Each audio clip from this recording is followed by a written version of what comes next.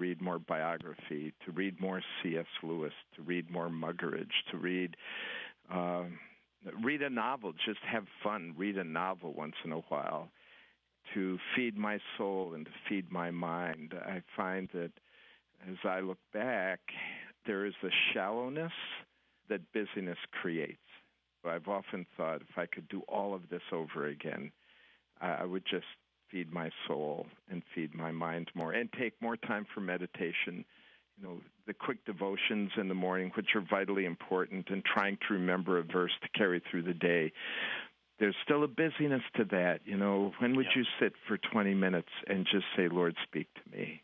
Let me hear your voice, and just be quiet. So I think I would want to take more time to feed my soul and to reverse the ultimate shallowness that busyness brings. Reflections from Joe Stoll.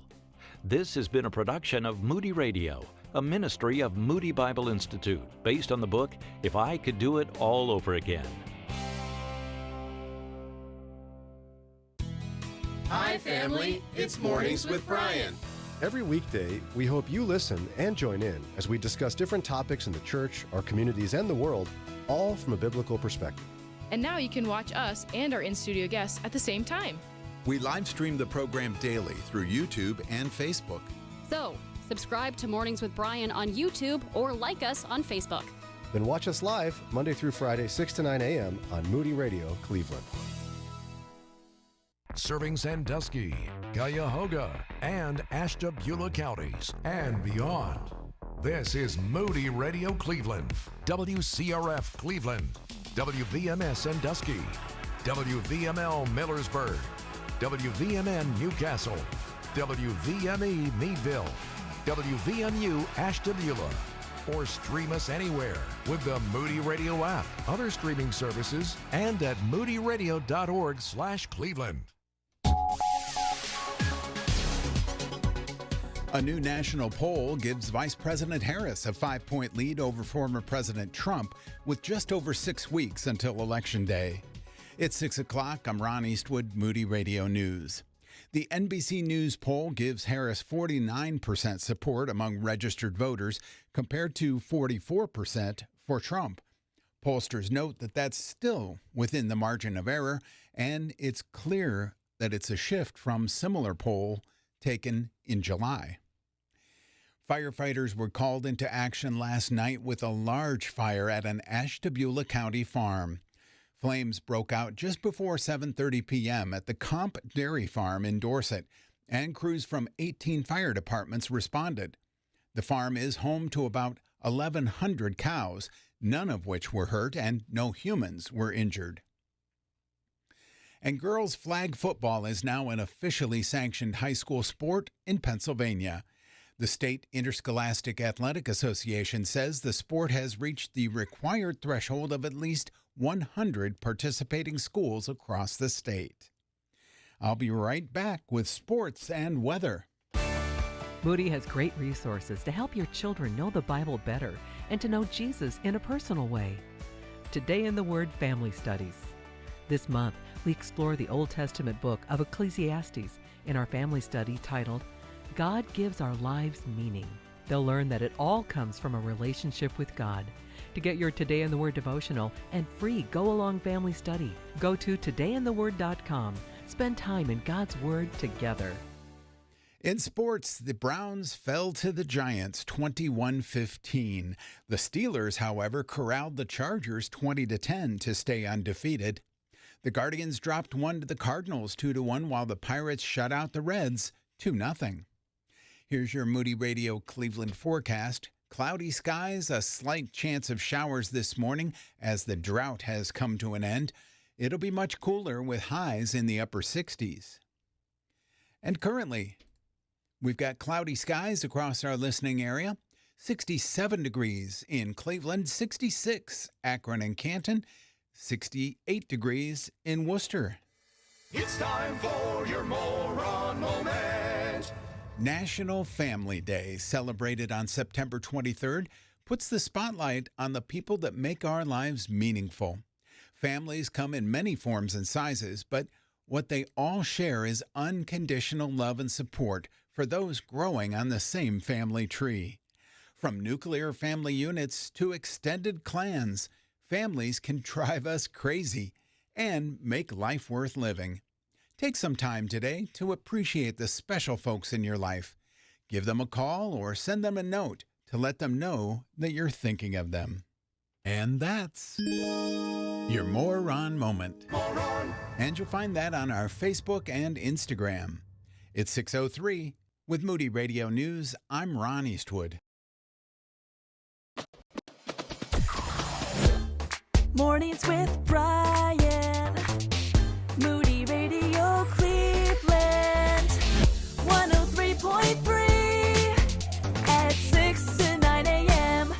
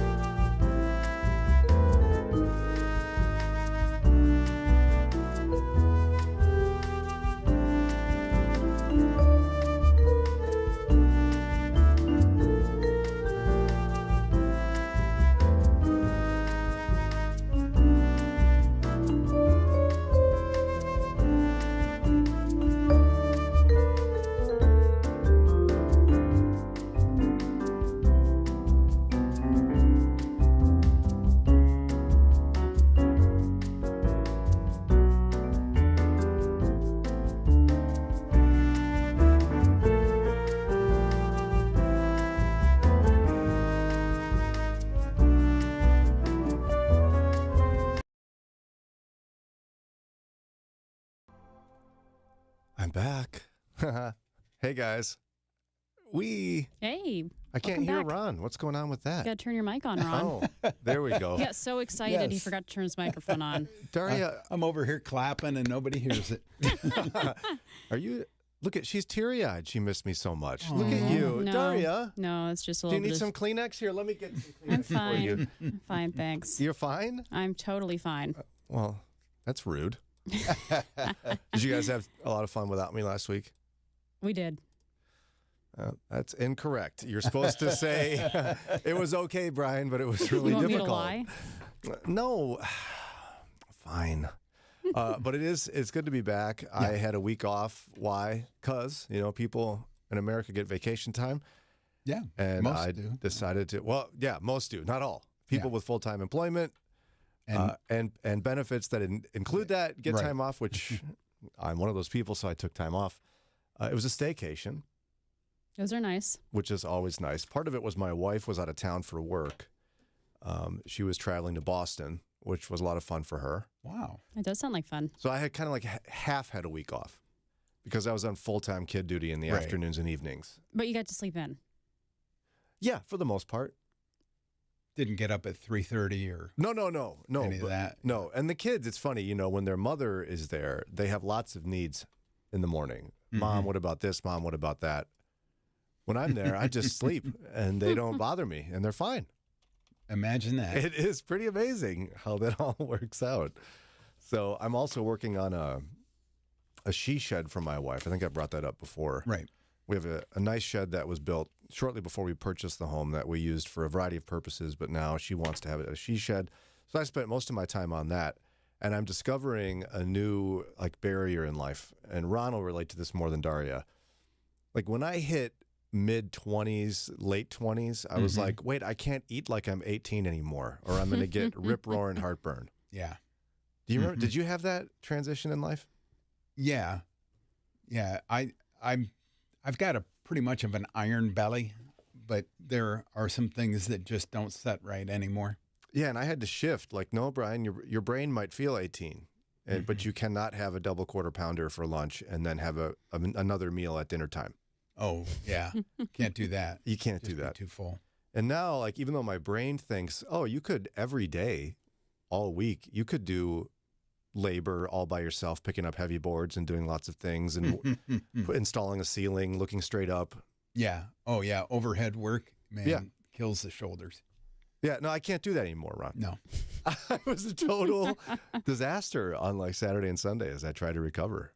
Yeah. Even Michelangelo got scaffolding so he could paint the Sistine Chapel. Laying on his back. Yeah. What a smart guy. I can't anymore. My brain was ready to work still more this weekend, but I couldn't. I had to stop. Because I'm getting old, Daria.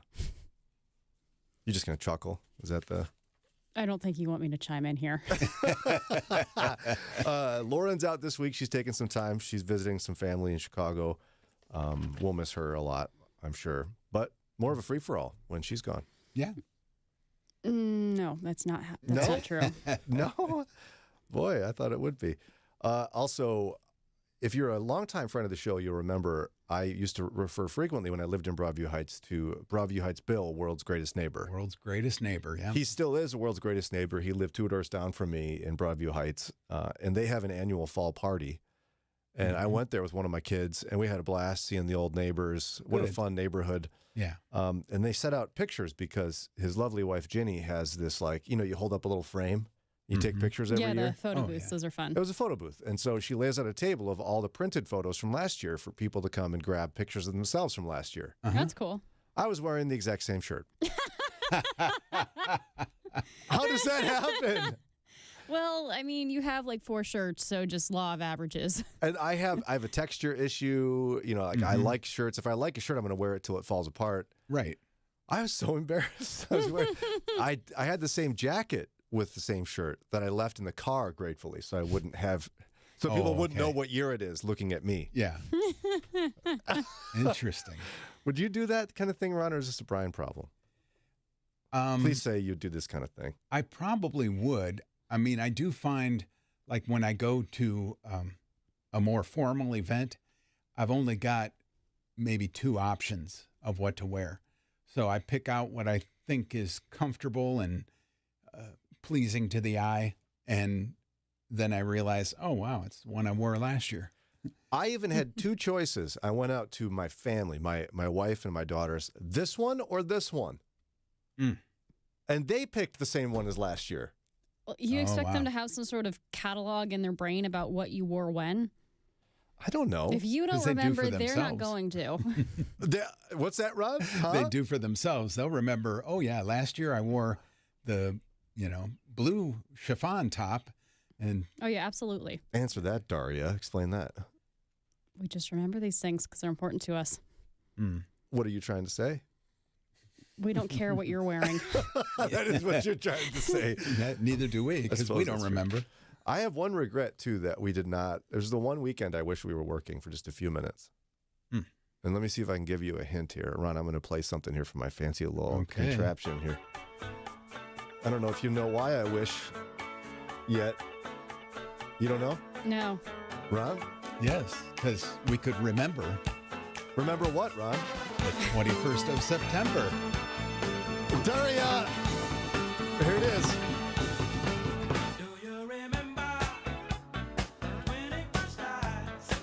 We couldn't do that at all. And you're mad because the stream probably got shut down now by... Yeah, if you're watching and it's gone, I'm sorry. Blame Brian. Do you guys remember now? It's the 21st night?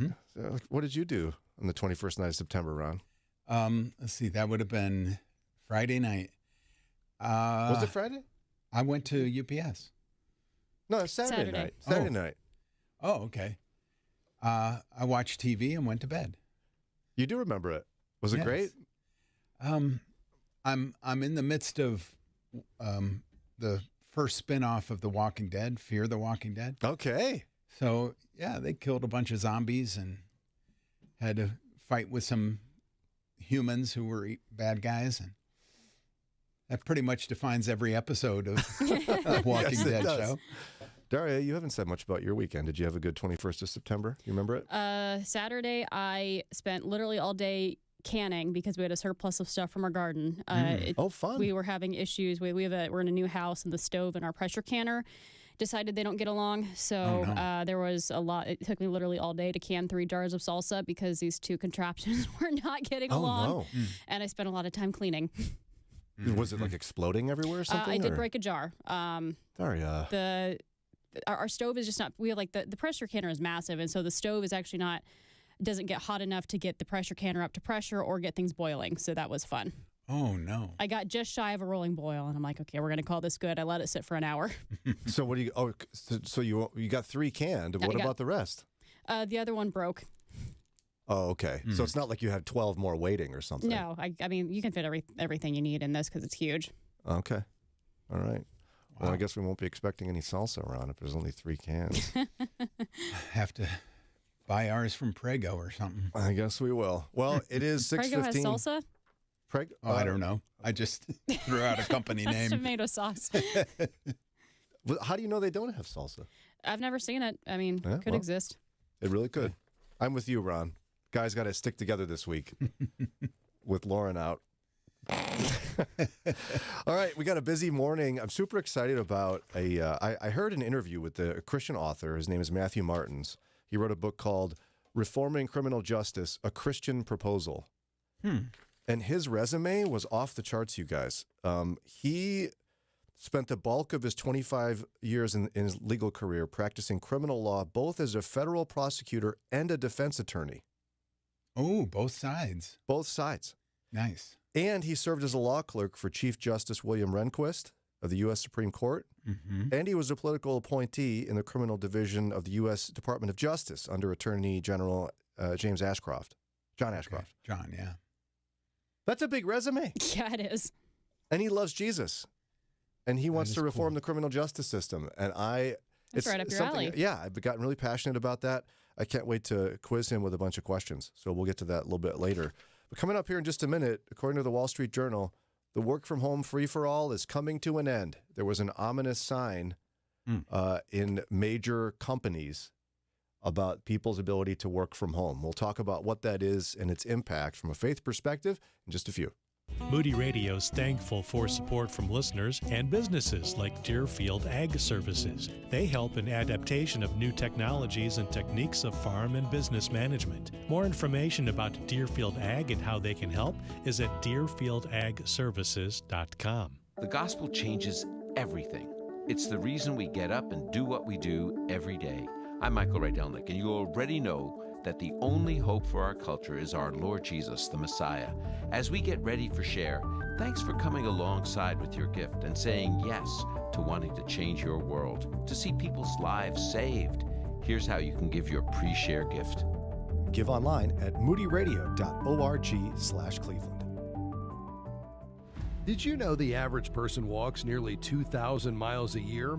Now think about the millions of children around the world who risk disease and miss out on opportunities simply because they walk those 2,000 miles without a decent pair of shoes. For the past 25 years, Buckner Shoes for Orphan Souls has provided more than 5 million pairs of shoes to kids in some of the most vulnerable communities in the world.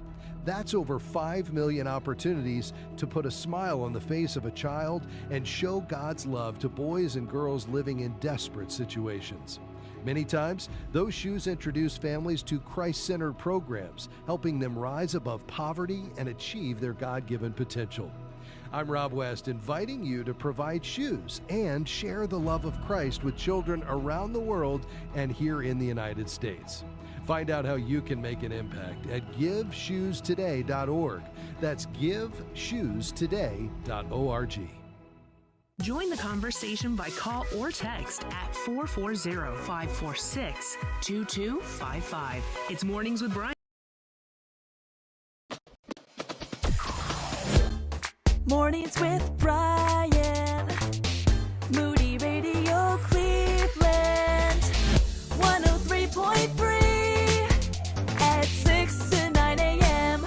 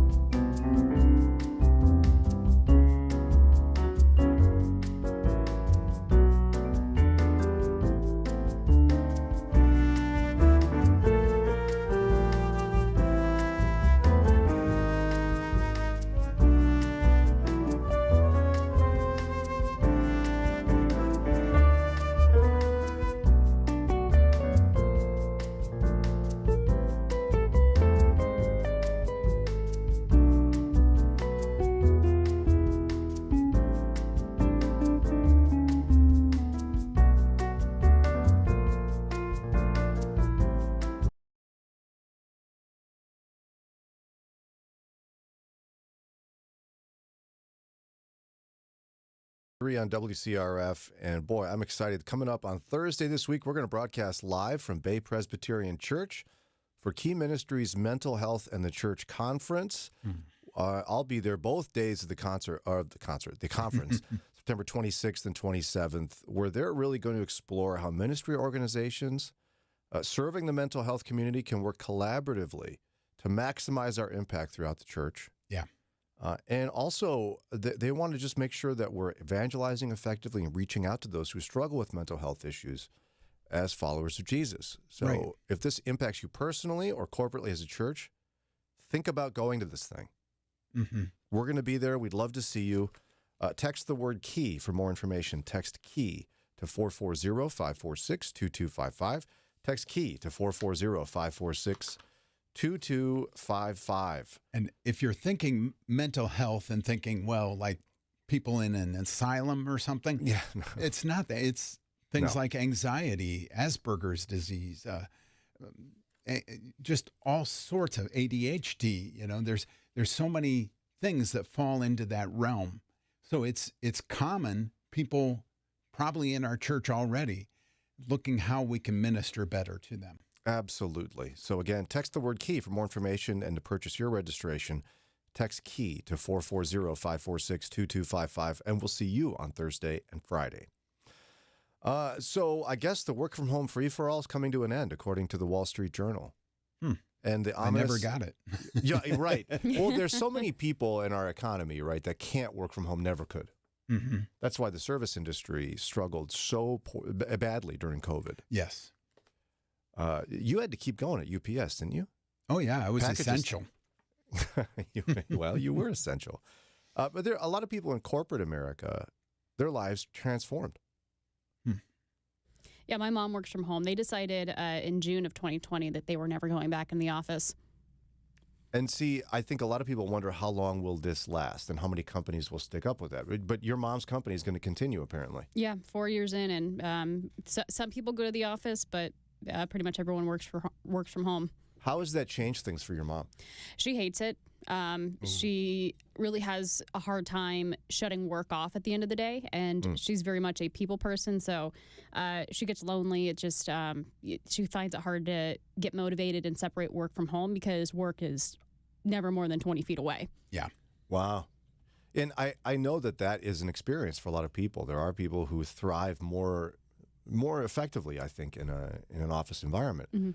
Although I would say it's made it possible for a lot of families to save money on commuting costs, whether it's a type of vehicle or a vehicle at all, or gas, mileage and wear and tear in a vehicle. Also, childcare for many families has become more doable and cheaper because they can do handoffs and such. Yeah. Because they're not commuting. Well, the big change apparently has been signaled by Andy Jassy, who is the CEO of Amazon.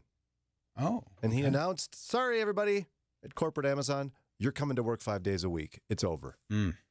Yeah, a lot of companies have been pulling the reins in, making them come first at least once a week and then maybe 3 days a week. Now they're saying 5 days, every day back here. And I guess the CEO of Redfin, if you're familiar, it's like a real estate. Oh, okay, yeah. He said it was the talk of the town in Seattle when he made that change because everybody else is like, should we do it too?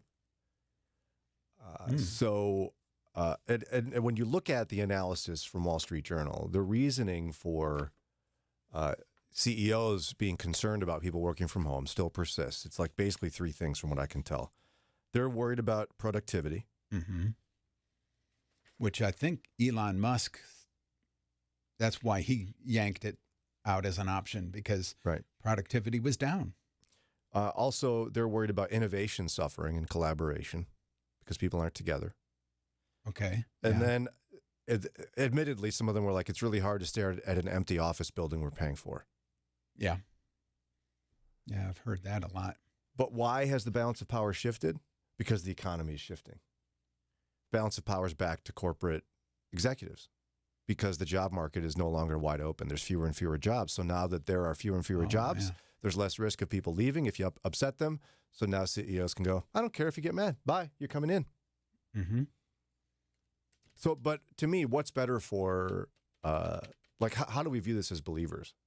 Like, my genuine concern is we were actually shifting it as a culture towards maybe it's better for families and people to have the option to have a hybrid environment.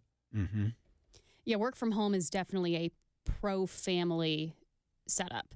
We've talked at length before about how hard it is. Most people can't survive without 2 incomes, and which means most people can't survive without daycare, which is almost as expensive as a secondary income in some situations. I think this has been great for a lot of people. So to just unilaterally say after it's been 4 years, no more work from home, this is really going to put pressure on a lot of families who have become accustomed to life a certain way.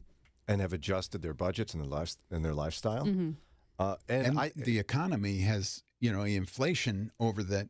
If you've been away from the office for 4 years, you've been enjoying that extra money not going out for your commuting expenses. But the economy and inflation has gone up. So you need that money now just to buy what you used to buy, but you're going to lose that money. Well, some people have moved too. They decided to move hours out from where they used to work because it's generally cheaper to live out further away from the city where most of the jobs are. Yeah, lack of foresight there. I would have counseled, don't do that. Don't think this is going to last. Yeah. Well. But the question becomes, how often have people heard what Daria's mother had heard? Where it's like, oh, well, this is permanent now. Mm-hmm. Everybody, oh, just kidding. It's not anymore. Mm. And now the economy is such that executives can just make that call and say, if you don't like it, go work somewhere else. / good luck finding a job. Yeah.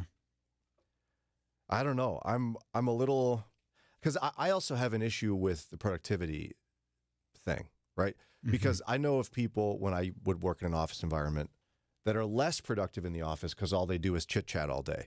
Yes. Or people chit chat to them. Yeah. Even if you're very productive, there are the talkers who just can't work without talking to somebody. And they're actually more productive from home because they have no one to talk to. Right. And you get away from them, so you're more productive. And so wouldn't it be easier to deal with the individuals who are not productive enough than it would be to change the work environment for everyone? I think part of the problem is we need to adjust how we look at productivity. Some people can get the same job done in 25 hours that takes someone else 40. Mm-hmm. That's right. So I don't think we should punish the people who can get their job done quickly. Right, but as a boss, it makes the boss feel better if everyone's sitting at their desk looking like they're working very hard for 40 hours a week, and they can stand out there and sigh and go, look at these people working hard for me. I am the boss. Well, some of those people are probably bored out of their minds trying to find ways to look busy. Yeah. Could be.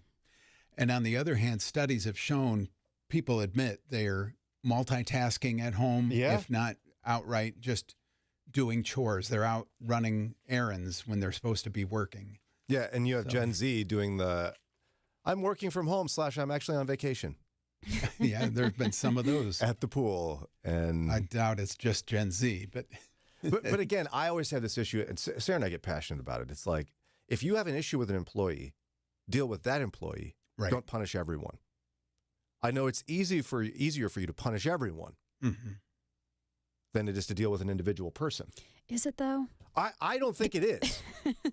But this is what corporate / leaders do all the time. It's like, I got a problem with one individual, so what I'll do is change the entire policy for everyone so I don't have to deal with that individual person. Yeah. And eventually they have to fire that person, but the regulations they put in place stay. Yeah. Yes. We'll see if it actually changes, but I thought it was good for families and people as a whole. It just requires better leaders, perhaps, to have hybrid work environment. Who knows? I'm not in charge of all that, clearly. I just talk. It's 6:32, time for a quick break to pause for prayer. When we come back, Joe and Cindi Ferrini want to talk to us about improving your marriage by making sure your kids catch you doing these things. I'm Joy Traxel, and this is Pause for Prayer. Have you ever tried to get a toddler to bed when they really wanted to stay up and play? I was recently trying to help my 2-year-old granddaughter see the importance of sleep, and we were at an impasse. As she cried, I began to sing to her a song in a low and calm voice. As I was singing, I was gently rubbing her back, and she began to settle down, eyes closed, and sleep came. It reminded me of what God does for us. When we are upset and lacking peace, He promises to be our great comforter, and God is always near. Let's pause and pray. Gracious and glorious God, we come to you today with an excitement to hear what you have for us. We begin by giving you praise for all that you do for us. We thank you for your unconditional love and endless blessings that we don't deserve. God, the world around us can seem dark and overwhelming at times, and the news seems to be full of bad things, and hope seems to be in short supply. But when we keep our eyes on you, hope begins to rise within us. God, you teach us in the Bible that your word is living. It is like water to our soul when we are spiritually thirsty. And God, we want more of that living water today. We ask that you convict us when we look for comfort from the world, because the world can only provide what is temporary. But God, we want what is eternal, and that can only come from you. God, we crave peace, peace that can last beyond a moment and can stay with us. God, would you give us that today? Lord, we thank you for the children in our lives and how you can use them to speak to us. We ask that you continue to do that. God, give us visuals to cling to and remember. And Father, help us to walk closer with you today. And we give this to you and all of our requests in the powerful name of Jesus. Amen. The current situation in Cuba is desperate. No medicine, no food. They don't have power. That's TWR's Anabel Torrealba. The young can live, but the old cannot. And it's getting worse. I heard about people that are dying because they are so sick or because they get so sad that they stop eating and then they die. But every night, TWR is broadcasting the hope of Jesus into Cuba. The only hope they have is that little radio. And the only Christian radio station that can be heard all across Cuba is TWR. It's just giving them strength to go through the day. Cuba needs Jesus. Cuba needs you. Partner today with TWR. Go to CubaNeedsJesus.org. CubaNeedsJesus.org. Helping you take the next step in your walk with Jesus. It's Mornings with Brian on Moody Radio Cleveland.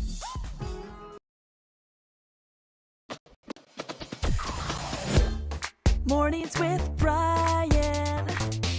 Moody Radio Cleveland. 103.3 at 6 to 9 a.m.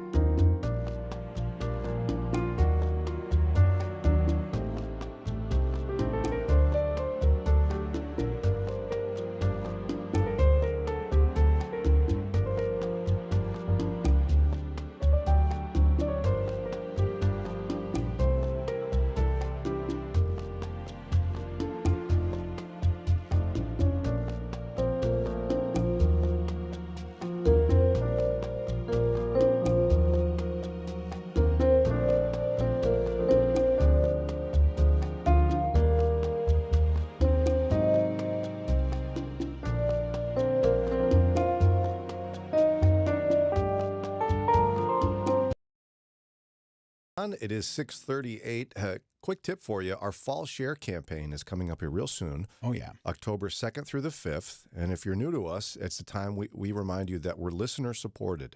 It's your donations that enable this radio station to keep going as it has since 1958. Yes. So your grandma, maybe your great-grandma, helped us stay on the air. And we also are in need of matching donations. So if you want to get in your donation a bit early and you have maybe a little bit larger amount, whatever that means to you, you can make that part of a matching challenge to get others to donate. Right. For more information, just go to moodyradio.org/Cleveland, moodyradio.org/Cleveland. You could also call 800-600-9624.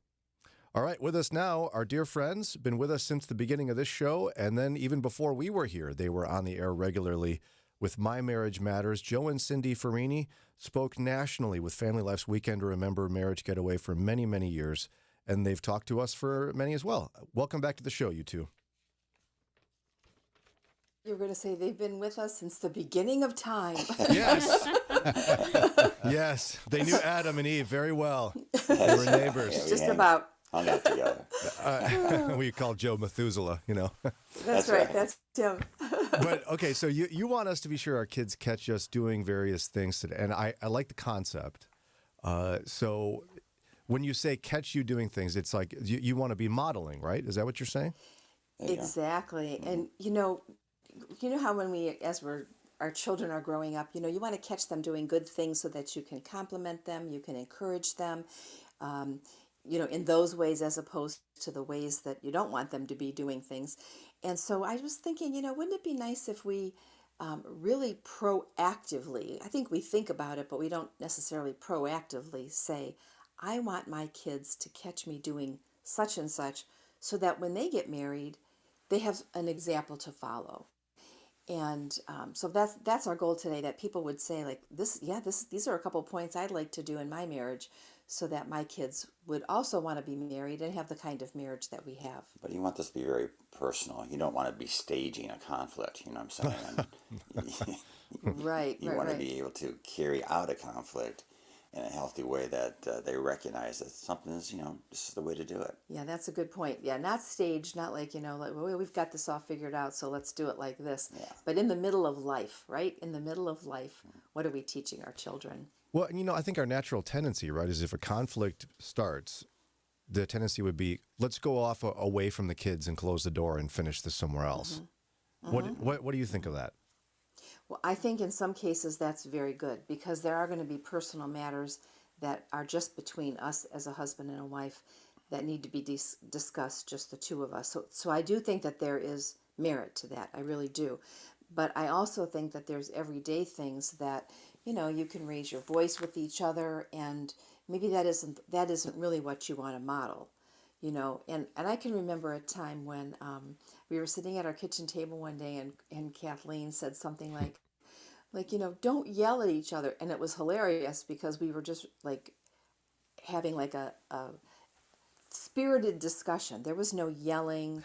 It wasn't even like we were really mad or anything. It was just a spirited discussion. And we started laughing because we said, oh, honey, you don't know what an argument, disagreement, fight looks like, because really we had tried to, really, not that we do it perfectly, but we've tried over all these years to work out conflicts. And of course, this is only one of 6 points that we have. There's probably many more, but, just how can we do it in a calm way? And so as we model this, hopefully they look at us and think, well, not everything has to be, a 10 on the radar, like, oh, every argument is a big deal. It doesn't have to be that way. So, what things do you want to model? And of course, in our life, we wanted them to recognize that there can be a calm in the middle of a storm. And, we have a lot of things going on in our life that could be stormy. So how are you going to handle it?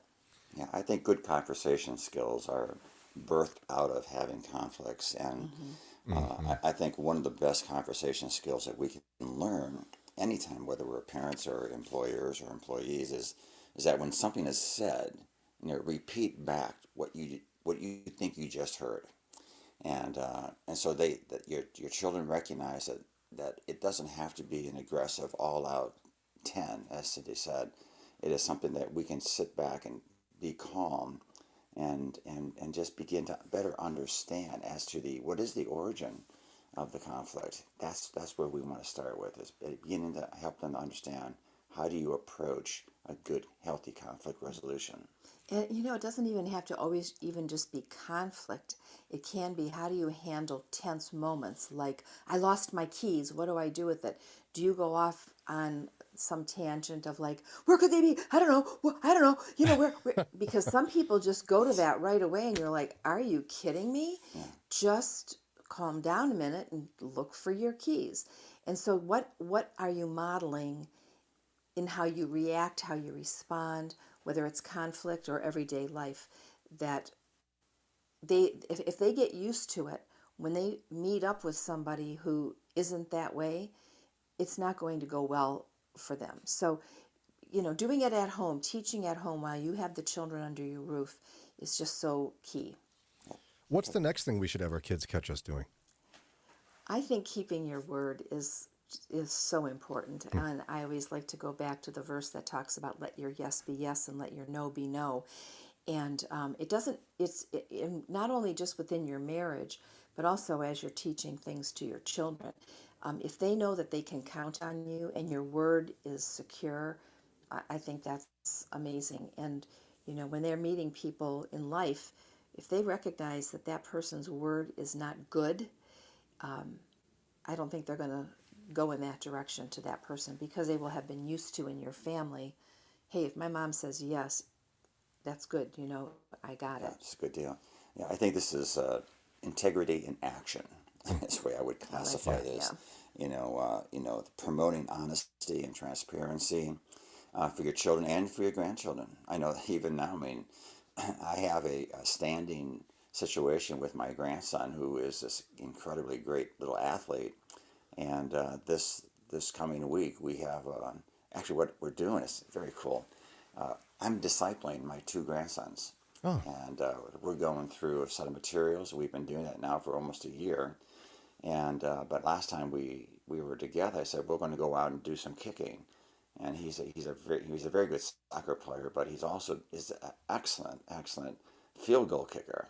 Oh. And he's 11 years old. He's already kicking 20-yard field goals, right? Wow. And so I said, we're going to try to do this today. And last week we just couldn't do it. And so I could see in his heart, reflected in his face, that you didn't do that. And so that number one priority for this week is we're going out kicking. Yeah. And that's so important. Yes, to make sure that whatever you say you're going to do, you do. And when you don't do it, if there's something that gets in the way and you don't do it, to take the opportunity to say, I recognize we didn't have that opportunity. Right, let's catch up with it next week, so that they don't think that they've been, left behind, if you will. Very good. Yeah, that's very good. Yeah, it is 6:46. You're listening to WCRF and Mornings with Brian. Our guests are Joe and Cindi Ferrini with My Marriage Matters, talking today about how to make sure your kids catch you doing a certain list of things that they need to catch you doing well. What are some more of those things? We'll get to them in just a moment. Moody Bible Institute is a special place. We're blessed to work here, and we'd love you to join us. There's a need for the tax manager. You'll be supervised by the treasurer and be responsible for all aspects of trust tax reporting, institute taxes, and sales taxes. It's so satisfying to use how God gifted you for His good by joining the team at Moody Bible Institute. Apply now at moodyjobs.org. This is David Harms with the ministry India Partners, and I have walked through the red light districts of Mumbai, India numerous times, and trust me, it is dark. Young girls have no joy in their eyes because they feel they have no future, and they'll be stuck in the trade for the rest of their lives.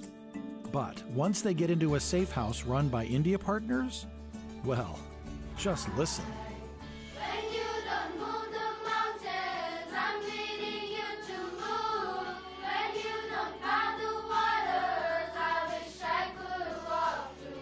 That is God at work, which is why for the last year we've shared powerful stories of safety, rescue, and care happening through the India Partner Safe Houses.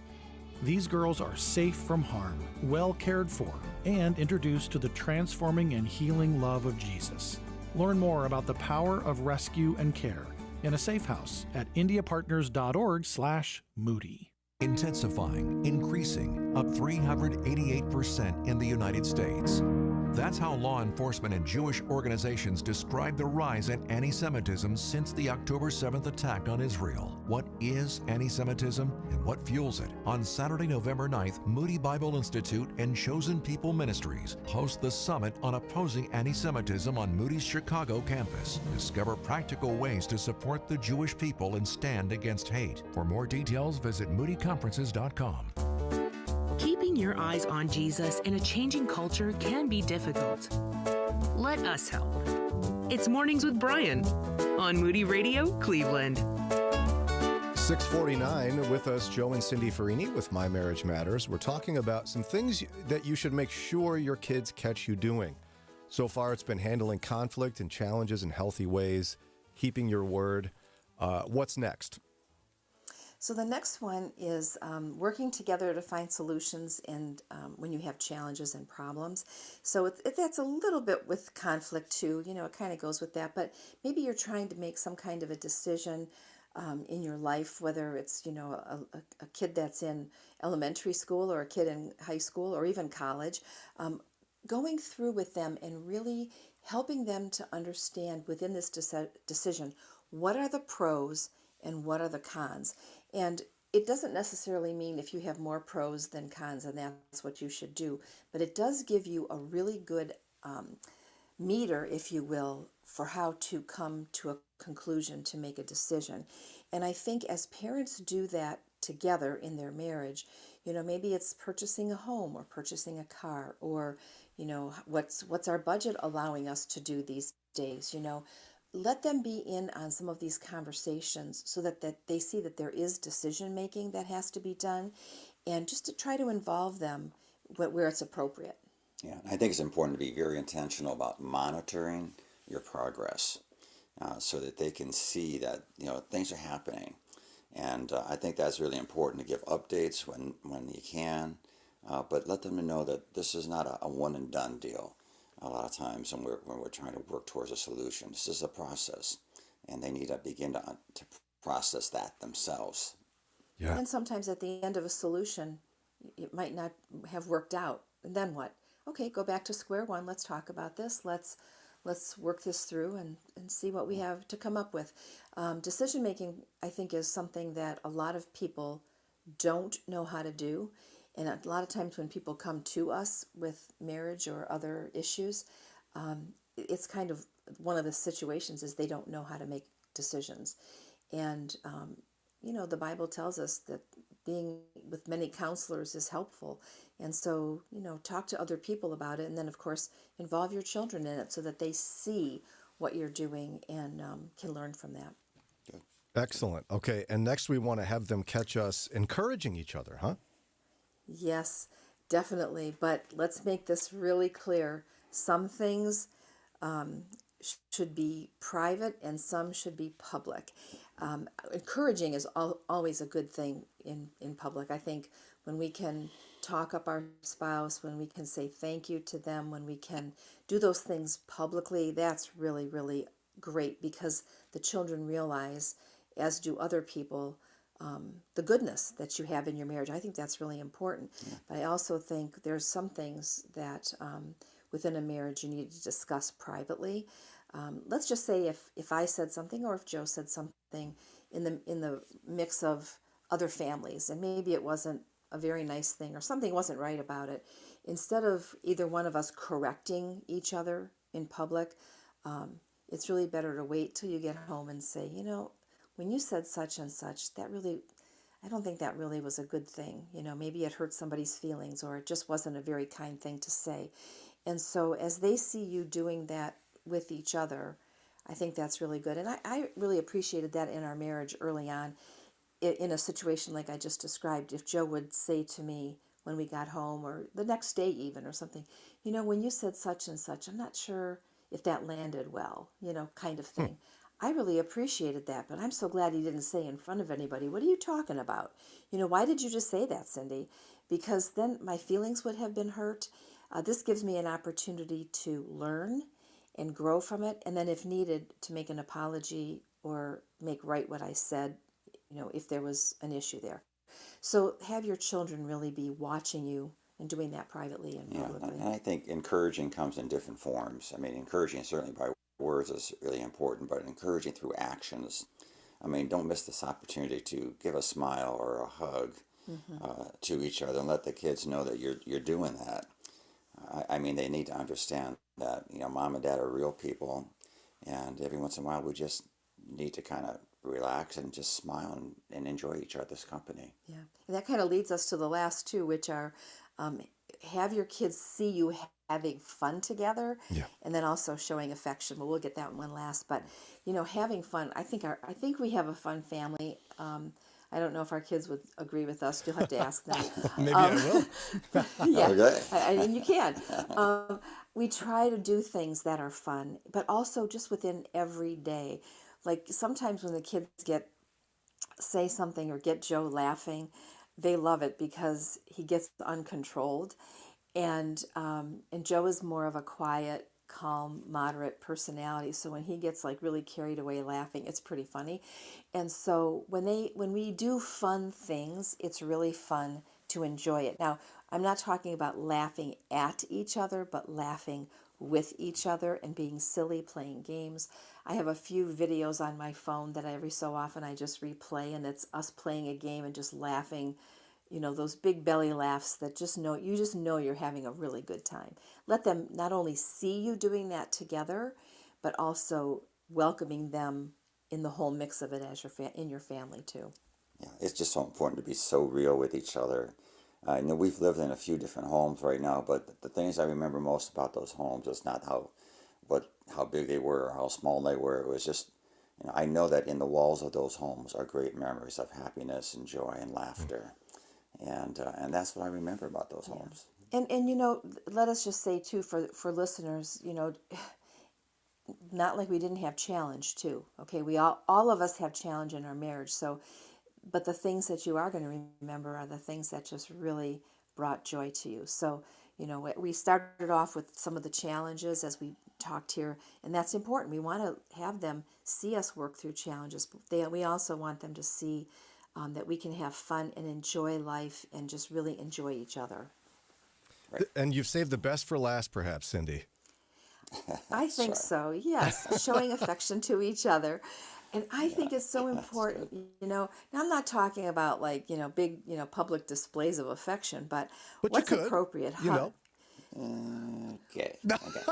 not teasing. No, you don't have to. Here's a good thing. You know what? Everybody has their own ways. Like some people can be really funny. Don't try to be that really funny person. If you are a person who's hugging a lot or kissing a lot, well, then do that, if it's appropriate.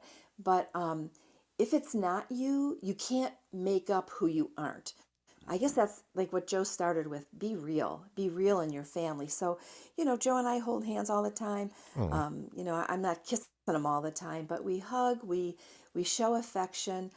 Sometimes, I'll playfully even give him a little push when he's laughing, and I'm like, you're funny or whatever, to where you're touching each other, you're showing affection to each other, and you're showing it in a healthy way, not a fake way. That's, I think, the important thing. It's got to be real. What Joe started off with, it's got to be real. It's got to be who you are, and also who you want your children to also emulate someday, hopefully, and then have a marriage partner who can come along and complete them in those ways too. Yeah, our children know that we love each other. And that brings confidence, that brings assurance, and that brings security and peace of mind to our children. And that peace of mind is what I think it allows our children to really function better in life. And when they know that they can live and carry out their life in the context of knowing that I can always go back home, I can always be with mom, and there's stability there, and there's peace there. And I think that's one of the goals I think we want to try to create, is that there's a loving environment here where you can thrive and you can build and grow upon that confidence. What about when you have younger kids yelling, "Ew, gross, don't kiss her, ew"? We kiss them more. I was just going to say that. That is exactly what we would do. Yeah. And we don't, it's not all the time, but I think it just needs to be genuine. And, sometimes I'll just kiss Joe on the forehead, on his bald forehead, and say something. It doesn't have to be all mushy, but I think just that the touching, letting your children see what is appropriate, what's healthy, and because when they start dating and because that's what you hope for them someday, when they start dating, you want them to look in the other person for the kinds of things that you hopefully emulated to them all along life's way. Yeah. And they see what is appropriate behavior by how we deal with each other. And so that when they are out on a date or something and that behavior is, not the same, they know that that's a red flag and go from there. Yeah, beautiful. Again, Joe and Cindi Ferrini have been our guests with My Marriage Matters, talking about 6 things that you got to make sure your kids catch you doing. I'm sure you're going to get this list posted. Is that right? I will post the list, and I'll do that probably about 8 o'clock. I have some grocery shopping to do first. That's allowed. So I'll do that, and I will also have, thanks to Ron and our web guy Kevin and dear friend Kevin, they will help me so that I can put this on the audio on My Marriage Matters on Facebook. And people can also get in touch with us at joeferrini.com or cindyferrini.com. Well, thank you both very much. Love today's conversation, and I hope it inspires some folks to make sure their kids catch them doing those things. We do too. Thank you. Thank you. You bet. 7 o'clock now. It's time to get to Ron's news and today's More Ron moment. When we come back, Daria apparently learned that kids really are honest. They're going to lay it down exactly the way it is. Plus, I want to talk a little bit about imposter syndrome. I learned something about not only what it is, but who it affects more. Mornings with Brian on Moody Radio Cleveland, WCRF Cleveland, WVMS Sandusky, WVML Millersburg, WVMN Newcastle, WVME Meadville, WVMU Ashtabula, and everywhere with the Moody Radio app or at moodyradio.org/Cleveland. White House spokesman John Kirby is urging restraint by both Israel and Hezbollah as tensions escalate in the Middle East. It's 7:01. I'm Ron Eastwood, Moody Radio News. Appearing on ABC's This Week, the National Security Communications Advisor said it's not in the best interest of either side to carry out military attacks at this time. He said the U.S. is working to de-escalate the situation and achieve peace, but acknowledged there's been no significant progress towards a ceasefire between Israel and Hamas. A local company has agreed to terms with the EPA to settle claims that they violated regulations concerning the handling of hazardous waste. The EPA says that Akron Steel Treating has agreed to address the concerns and pay a civil penalty of just over $105,000. And J.D. Power is out with its 2024 North American Airport Satisfaction Study. The results are not good for Cleveland Hopkins International Airport. In the category of medium airports, 15 airports were in that category, and Cleveland Hopkins placed 15th. Sports and weather in just a moment. Ever questioned your purpose in life? What was I made for? Why am I here? The Bible has the answers. Join Today in the Word for this month's Bible study on the Old Testament book of Ecclesiastes. The study, written by Moody professor Russell Meek, will encourage you as you learn the answers to these deep questions. To join our study, download the free Today in the Word app or go to todayintheword.com. That's todayintheword.com. In sports, the Browns fell to the Giants 21-15. The Steelers corralled the Chargers 20-10, staying undefeated in the process. The Guardians dropped one to the Cardinals 2-1, while the Pirates shut out the Reds 2-0. Here's your Moody Radio Cleveland forecast. Cloudy skies, a slight chance of showers this morning, much cooler with our highs in the upper 60s. And at last check, cloudy skies, 68 degrees in Cleveland. Akron and Canton now reporting a drizzle and 66 degrees. Light rain in Ashtabula, 66 there as well. It's time for your moron moment. National Family Day, celebrated on September 23rd, puts the spotlight on the people that make our lives meaningful. Families come in many forms and sizes, but what they all share is unconditional love and support for those growing on the same family tree. From nuclear family units to extended clans, families can drive us crazy and make life worth living. Take some time today to appreciate the special folks in your life. Give them a call or send them a note to let them know you're thinking of them. And that's your Moron Moment. And you'll find that on our Facebook and Instagram. It's 7:04. With Moody Radio News, I'm Ron Eastwood. Broadcasting live from the Bob Devine Studio. It's Mornings with Brian. Want to join the conversation? Call or text now at 440-546-2255. It's Mornings with Brian on Moody Radio Cleveland. Mornings with Brian. Moody Radio Cleveland. 103.3 at 6 to 9 a.m.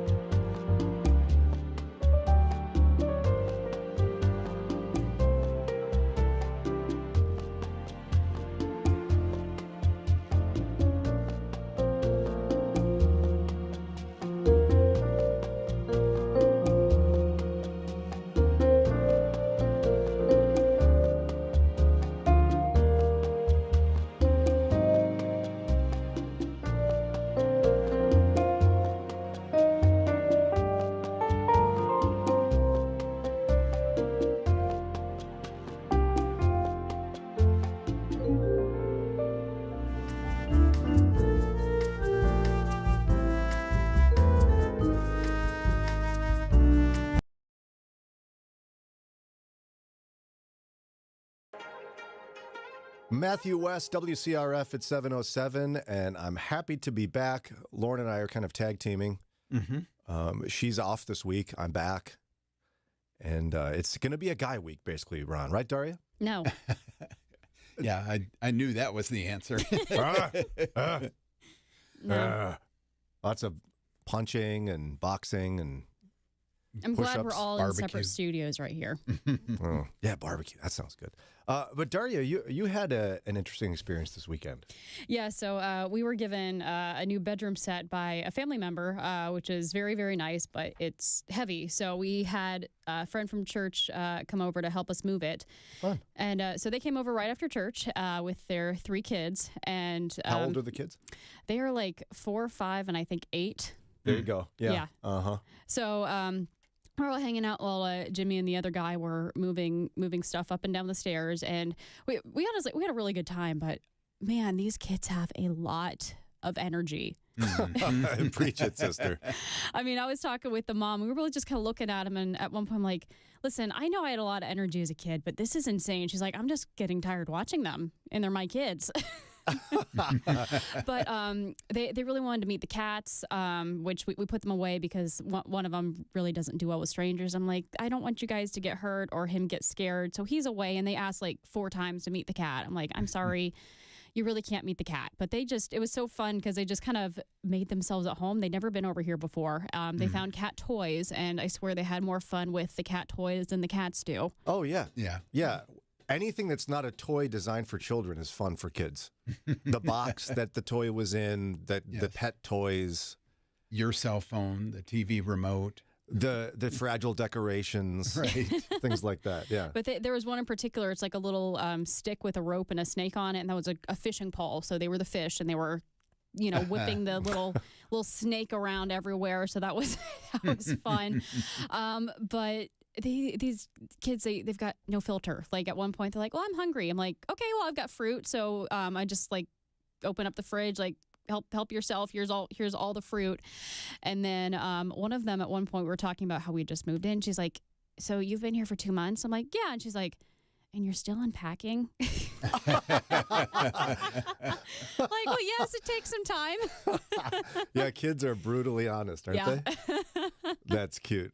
And you're pretty unpacked, actually, aren't you? Yeah, we've still got some stuff. Now there's more stuff because now we have old furniture we have to figure out how to get rid of, and new furniture that we're putting together. But there's still some boxes here and there, and we just painted, so there were a whole bunch of painting supplies out. She's like, "You guys are still unpacking?"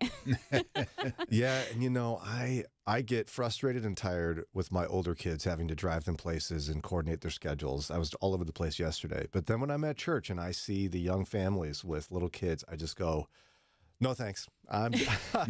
Oh, yeah. Kids the ages you're talking about. It was so much fun though. Like I was ready for a nap when they left. Yeah, I bet you were. And we were very, very grateful that they were, helping us move some stuff. But we really had a good time.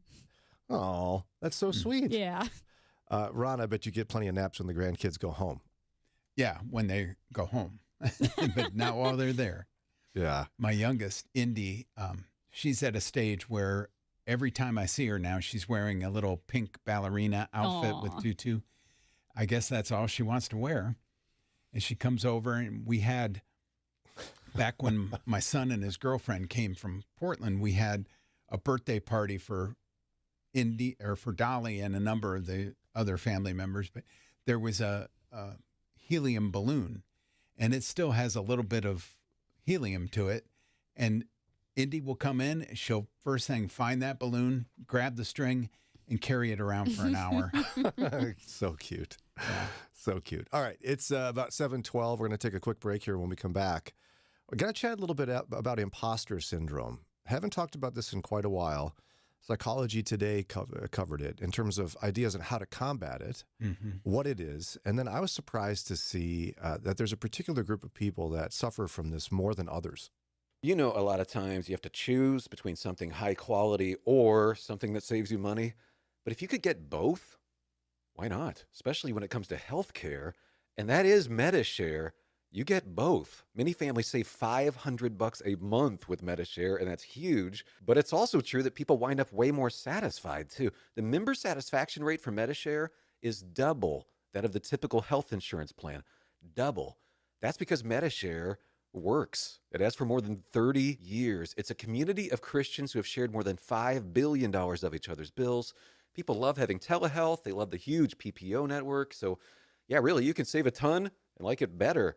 Imagine being happy with how you're taking care of your health care.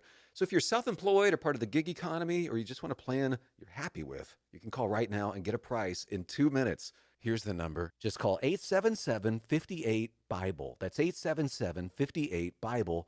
877-58-BIBLE. The current situation in Cuba is desperate. No medicine, no food. They don't have power. The internet is not working. That's TWR's Anabel Torrealba. When it's that hard, you lose hope. because it's not just one day, it's every day. And many are fleeing Cuba. Even pastors are leaving, and the churches are in need of people to bring the word of God. That's why Trans World Radio, TWR, is so vital for Cuba right now. These people, they gather together around a radio, sometimes a whole community, and can get the message of hope. Cuba needs Jesus. Cuba needs you. Partner today with TWR. Go to cubaneedsjesus.org. cubaneedsjesus.org. They say family knows you best. Here's Brian's older brother with a message for you. My annoying little brother talked way too much growing up. Now you get to listen to him instead of me. It's Mornings with Brian on Moody Radio Cleveland. Mornings with Brian. Moody Radio Cleveland. 103.3 at 6 to 9 a.m.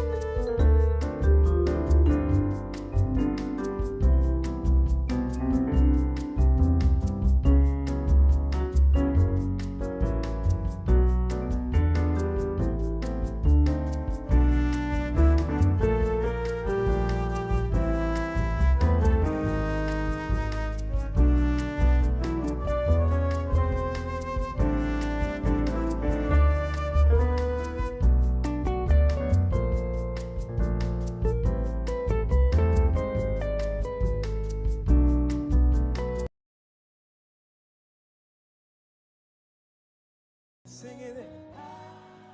7:18 on Moody Radio. This is Mornings with Brian. And we're excited that later this week we'll broadcast live from Bay Presbyterian Church in Bay Village. It'll be Thursday morning for the opening day of Key Ministries Mental Health and the Church Conference. We're going to be parked right outside the sanctuary. We're really excited about that. We'd love to see you there. If you're going to go to the event, be sure to stop by and say hello. And then I'm emceeing and leading some panel discussions.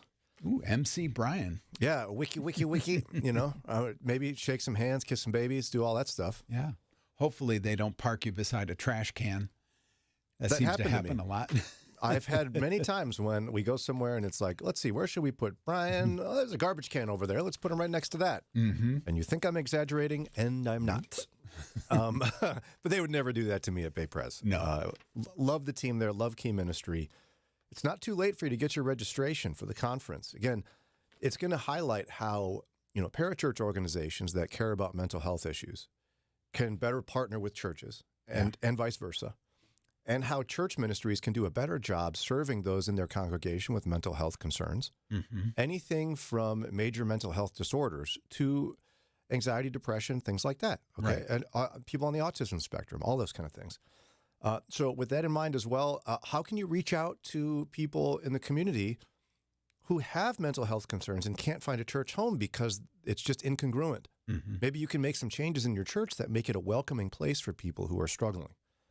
So consider joining us for the Mental Health and the Church Conference.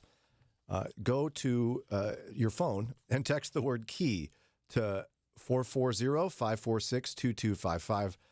Text KEY to 440-546-2255. I'll have to have Daria translate my my sound effects here. Somebody just texted in, what's wiki, wiki, wiki, wiki?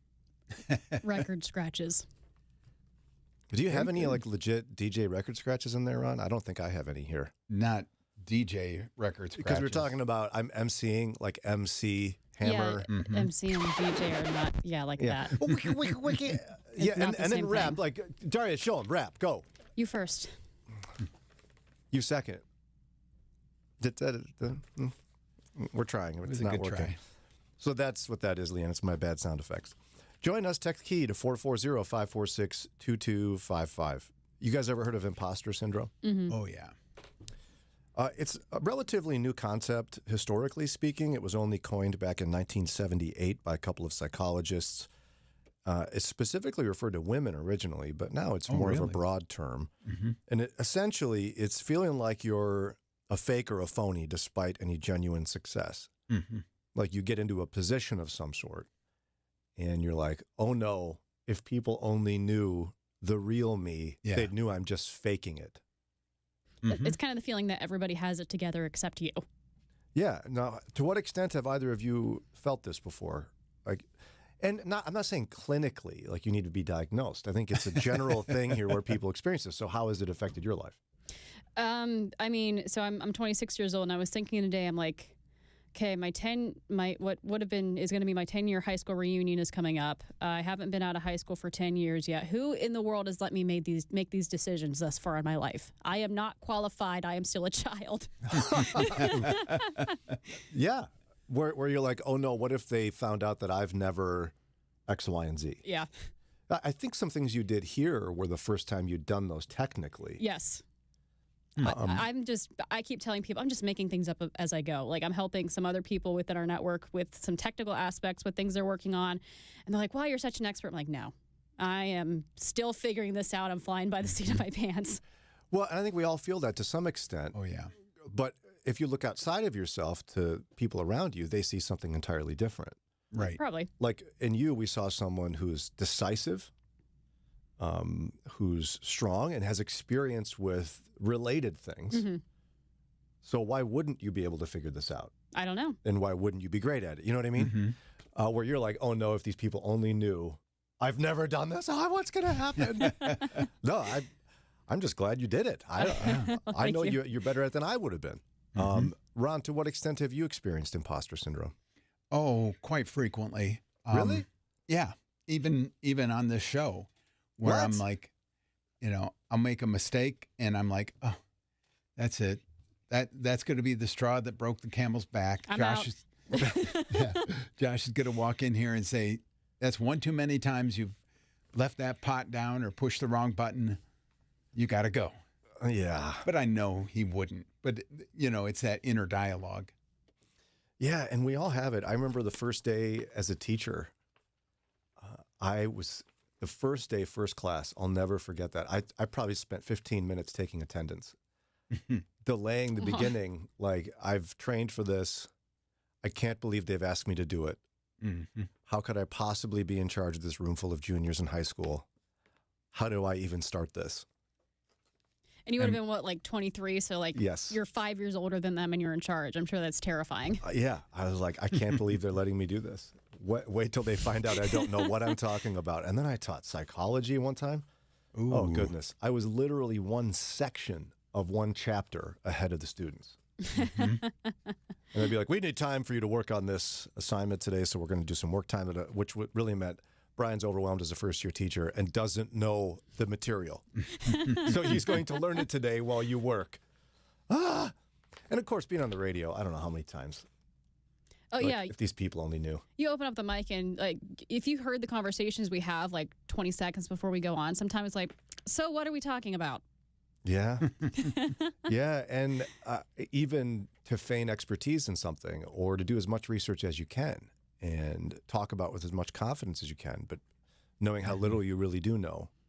Right. When you bring in like a Mark Caleb Smith, who is a real smarty pants in his field, or Steve Gersevich, again, another smarty pants, and all these people with smart pants. And where do I get those pants? Yeah. But Fresh out. They know their topic inside and out, and you're trying to ask questions that don't sound like, why is this guy blue? Now, Psychology Today had some ideas on how to combat imposter syndrome. But before we get to that, something I thought was pretty interesting is not only in 1978 was this, when it was first discovered, so to speak, the idea of imposter syndrome, were women the primary people that were affected by it. But still today, psychologists say mainly women, especially successful and talented women, That's fascinating. experience imposter syndrome. I get it in the 70s because women had been blocked out of the job market quite a bit. Oh, big time. And so they would, you'd more than likely be the first woman supervisor at your company, and then the first woman manager and the first woman executive, because there had been none before you. And so you would feel that, how do I know what to do? How do I behave as a woman and yet an executive? And, it was all different because the guys had their guys club and you didn't fit in like that. And yet here we are all these decades later. Now we have more women in STEM. Oh, a lot. We have more women being college graduates. I mean, it's just the tide is turning. So why do you think this is, Daria? Can you explain this? So a big theme for Renew was comparison. Women tend to look to other women for what success looks like and what they should have. And I'm wondering if that's what's going on. I don't think men do this quite as much. I think women just seek external validation a little bit more. And I think we're looking to other people for what we should have and what our worth is. And I'm even wondering to what extent is just this willingness to admit that you're suffering from imposter syndrome. I mean, how many guys are like, oh, no, I got this figured out, when he really doesn't? Maybe. I think there is some truth to that, where we just carry on. We're going to fake it till we make it, whatever. Yeah, well, and then in this case, they gave an anecdote in Psychology Today about how to combat this, and I actually see some parallels in Scripture to this. So there's an anecdote shared about a woman named Carol. She was in her medical residency, and she had persistent feelings of anxiety and depression as she was going about her residency. She didn't feel as capable as her colleagues who were more academically oriented. They seemed to be able to read and digest medical literature faster than her, more efficiently, more effectively. She got the lowest test scores in exams. She struggled to answer questions of attending physicians quickly. And she was just like, she went to her supervisor and her counselor. She's like, I think I don't belong here. Those sound like symptoms of depression to me. Yeah. So then she had a discussion with an attending physician that shifted her perception dramatically. He acknowledged that she had academic deficits. He's like, yeah, you're struggling with the academics. Sure. He said, but you have one key strength. She's like, what? He said, you get along really well with everyone, including the nurses. Yeah, okay. That's a good thing. And he said, you may struggle to learn by reading, but there's other ways to learn. Your colleagues will always be willing to teach you things you don't know, and you will be open to being taught. This is another way to become a good doctor. Wow. Yeah. You don't have to be good at the books part. Great mentor. Yeah, and it's such a reality, though, right? I mean, you can't cookie cutter doctors and what makes a great one. No, because we all have different personalities and different strengths. I think it was Albert Einstein that said you can't judge a fish by its tree climbing abilities. Right.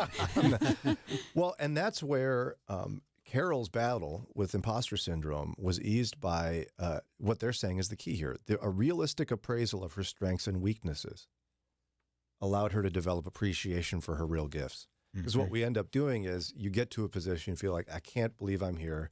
If people only knew how much of a disaster I am because of my weaknesses. You're ignoring whatever your strategic strength is that allows you to be there. Yeah. To what extent do you agree with that strategy? Yeah, I like it.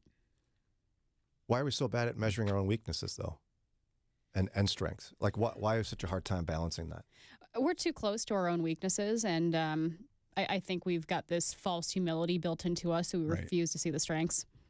Yeah, we're afraid of being narcissists, so things that are strengths for us, we downplay them and say, well, that everybody's got that.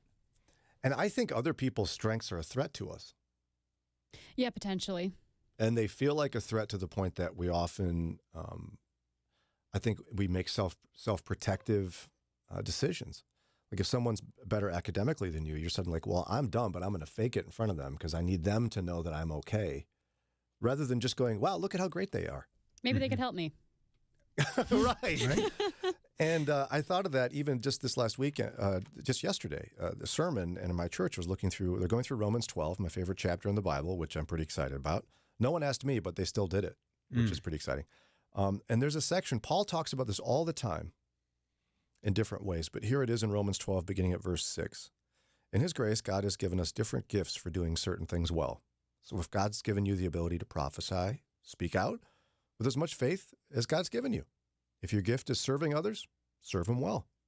If you're a teacher, teach well. If your gift is to encourage others, be encouraging. If it's giving, give generously. If God has given you leadership ability, take the responsibility seriously. And if you have a gift for showing kindness to others, do it gladly. He didn't say, if you're really good at prophecy, you better tune up your kindness. Right. You do better at those things you're not very good at. Oh, you're great at teaching? Boy, though, you better focus on the encouragement part. I know you're good at this, so focus on the bad part. No. He's like, look at the diversity of strengths we have here. And he often says that. He often reviews those things. And, quite frankly, I experienced that relatively recently with our friend Lauren. Like, she is a really good leader, and she's very decisive. And before she came onto the team here, I was doing some of the things that she's doing. I'm not very good at them, but I was doing them. And it's not even necessarily that I'm not very good at them. She's just objectively better. I think Lauren gives everyone imposter syndrome because she's just that good. She's very competent. She does have her areas of weakness, but I think one of her great strengths is that she's well aware of them. Mm-hmm. It's like, I don't want to do that. I'm not good at that. Why would I do that when you can do that? But in the case of, I had to relinquish some responsibility because she's better at those things. That's a hard thing to do because you begin to feel necessarily somebody, oh, is that a threat to my value? No. We all have different value. Leaning into our strengths can be good for everyone. Especially in a team situation. Yes.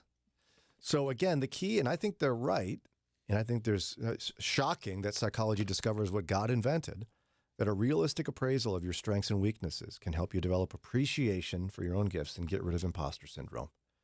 Something to think about. It's 7:33. We're up against a quick break. When we come back, the scientific truth about man colds.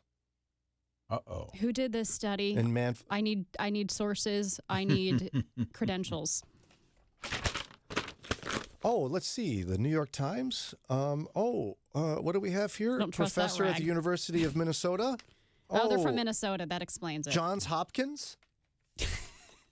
All these infectious disease experts. What did they discover about the man cold and the man flu? And how much did Brian pay them? No money at all. We'll find out what they said in just a few. I'm Jamie Buxton, and this is Pause for Prayer.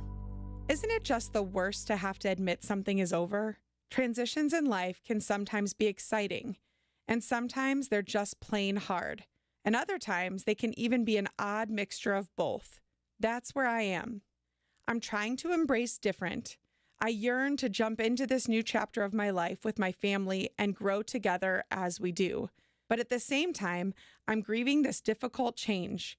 I look back sadly at a part of what we've left behind, and my heart feels torn. Let's pause for prayer. Jesus, there have been so many transitions in my life.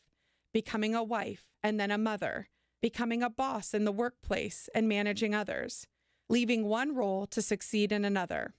All exciting times in life, but each came with difficulties, fears, and hard work. Father God, you know my heart and you know the tugging it feels in two different directions. Help me, Father, to put all of my trust and confidence in you. Jeremiah chapter 17 tells us, "But blessed is the one who trusts in the Lord, whose confidence is in him." Lord, help me to peel back my feelings and even my pain and look closely at where my confidence is from. I pray, Jesus, that my confidence would be placed only in you, trusting you for my worth, my purpose, and my next step in life. Remind me, Jesus, that your word does not promise that it will be easy, but that I will be blessed with your peace and knowledge. God, you are secure, stable, and steady, and trustworthy. Allow my heart to give all of my concerns to you completely. Heavenly Father, I am committed to following your promptings and to this transitional time in my life. While I'm overcome with feelings and emotions, and even grieving the loss, I'm comforted by your word. In your precious name I pray. Amen. Moody Radio is on the air thanks to support of listeners and Hawkins Sales. They've been serving the electrical industry nationwide for over 30 years. More information about Hawkins Sales is at hawkinssales.com.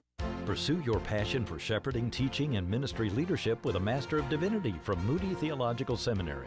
New for fall of 2025. Earn the same world-class degree in a shorter amount of time. We've reduced credit hours to earn a degree while maintaining the quality and course content essential for effective ministry. Need flexibility? Take classes online or on our Chicago or Michigan campuses. Even interchange between all options on a class-by-class basis. Get started at moody.edu/MDiv. Moody Radio's mobile app is a great way to listen to Moody Radio anywhere you go. Stream any of Moody Radio's internet stations, including the Praise and Worship Channel, Majesty Radio, and Urban Praise. Download it for free on Google Play or iTunes. Helping you take the next step in your walk with Jesus. It's Mornings with Brian on Moody Radio, Cleveland. Mornings with Brian.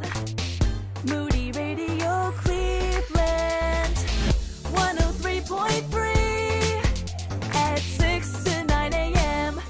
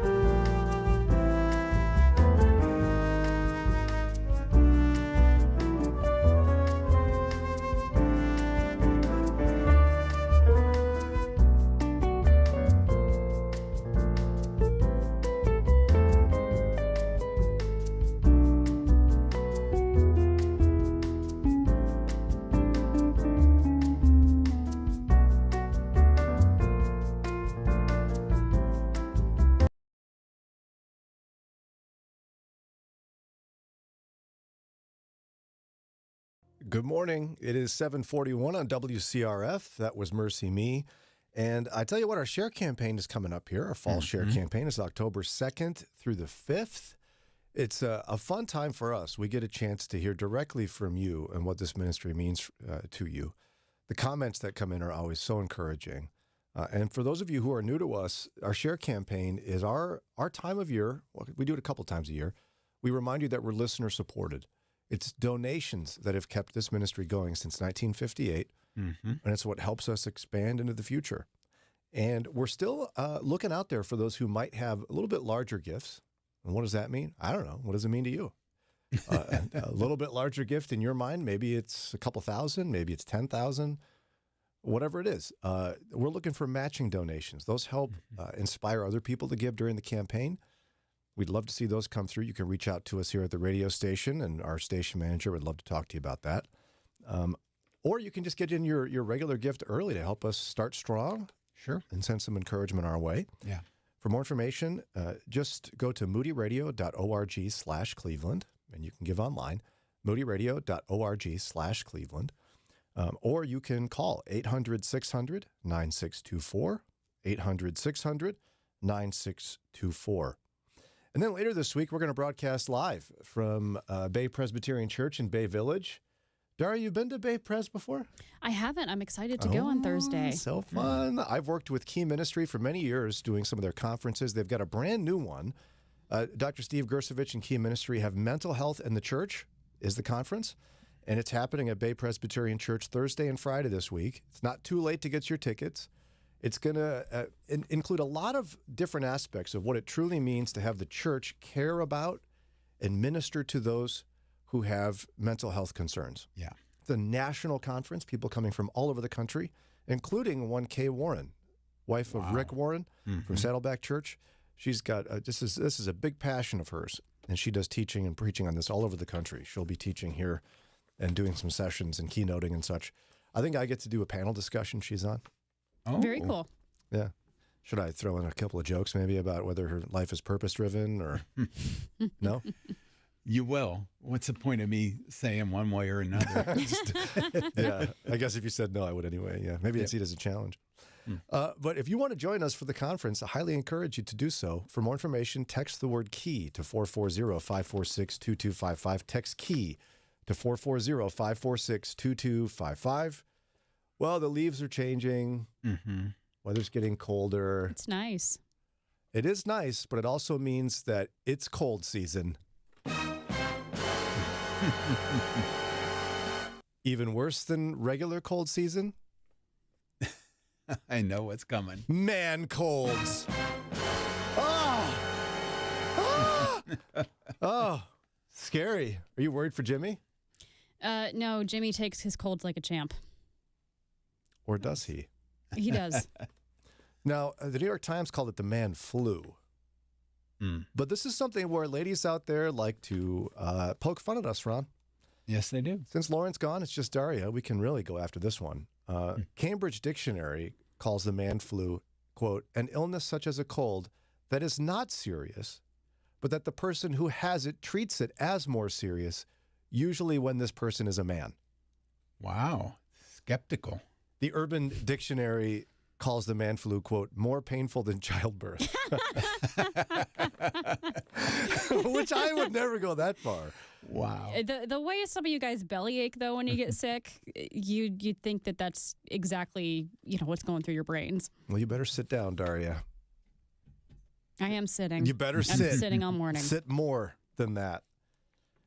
According to Professor Marlene Zuck, she's professor of ecology and behavior at University of Minnesota.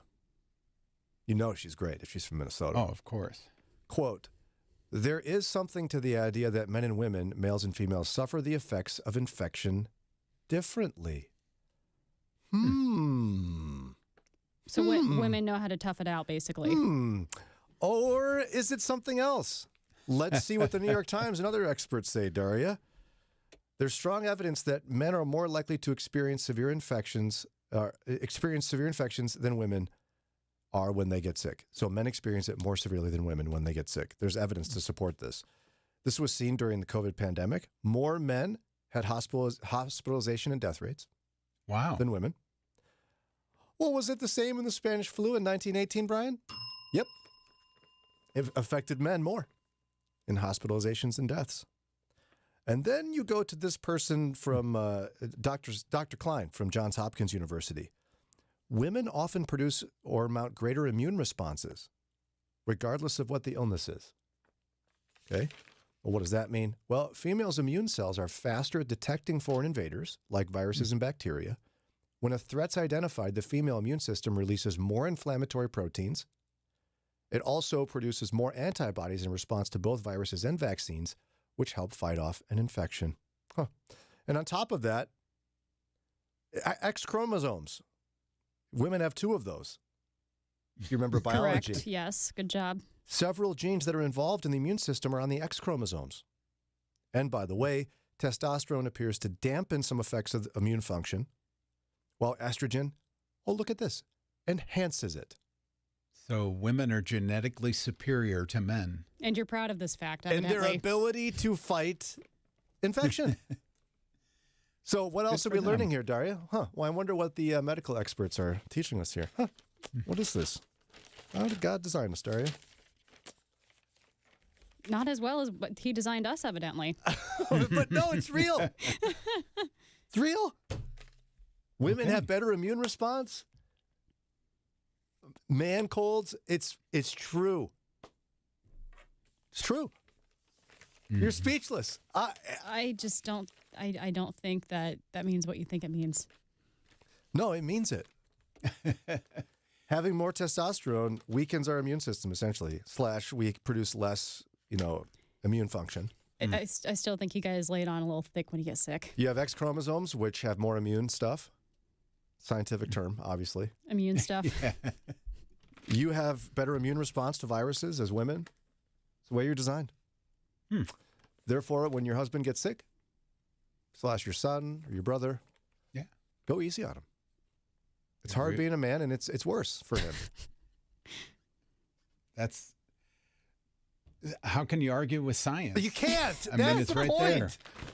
Watch me. Look at Daria, speechless. Wow. Pray for us, Daria. It's going to be a rough winter. I'm the one that has to deal with you guys. Or Yeah, you that's mean pretty rough. you're the one that actually has the opportunity to be more empathetic and supportive of men as they struggle more intensely from viruses? No. Oh, correct. That's true. 7:48. We have to thank Gen Z for another trend hitting an airport near you / the boy. internet. We'll get to that. Plus, we're not too far away from a Christian perspective on criminal justice reform coming up at 8 o'clock. This is David Harms with the ministry India Partners, and I have walked through the red light districts of Mumbai, India numerous times, and trust me, it is dark. Young girls have no joy in their eyes because they feel they have no future, and they'll be stuck in the trade for the rest of their lives. But once they get into a safe house run by India Partners, well, just listen. When you don't move the mountains, I'm leading you to move. When you don't calm the waters, I wish I could walk through. That is God at work, which is why for the last year we've shared powerful stories of safety, rescue, and care happening through the India Partner Safe Houses. These girls are safe from harm, well cared for, and introduced to the transforming and healing love of Jesus. Learn more about the power of rescue and care in a safe house at indiapartners.org/Moody. As a soldier in the military, your first job is to show up for duty. Turn hot. Same is true in the Christian life. I'm Janet Parshall. Corrie ten Boom said, don't bother to give God instructions, just report for duty. Well, Moody Radio's Fall Share is coming, and we're hoping you will show up for duty with your prayer and your financial support. Here's where to give your pre-share gift. Go to our website, moodyradio.org/Cleveland, and click on Donate. Ever questioned your purpose in life? What was I made for? Why am I here? The Bible has the answers. Join Today in the Word for this month's Bible study on the Old Testament book of Ecclesiastes. The study, written by Moody professor Russell Meek, will encourage you as you learn the answers to these deep questions. To join our study, download the free Today in the Word app or go to todayintheword.com. That's todayintheword.com. Get out of the sheets and into the streets. It's Mornings with Brian on Moody Radio Cleveland.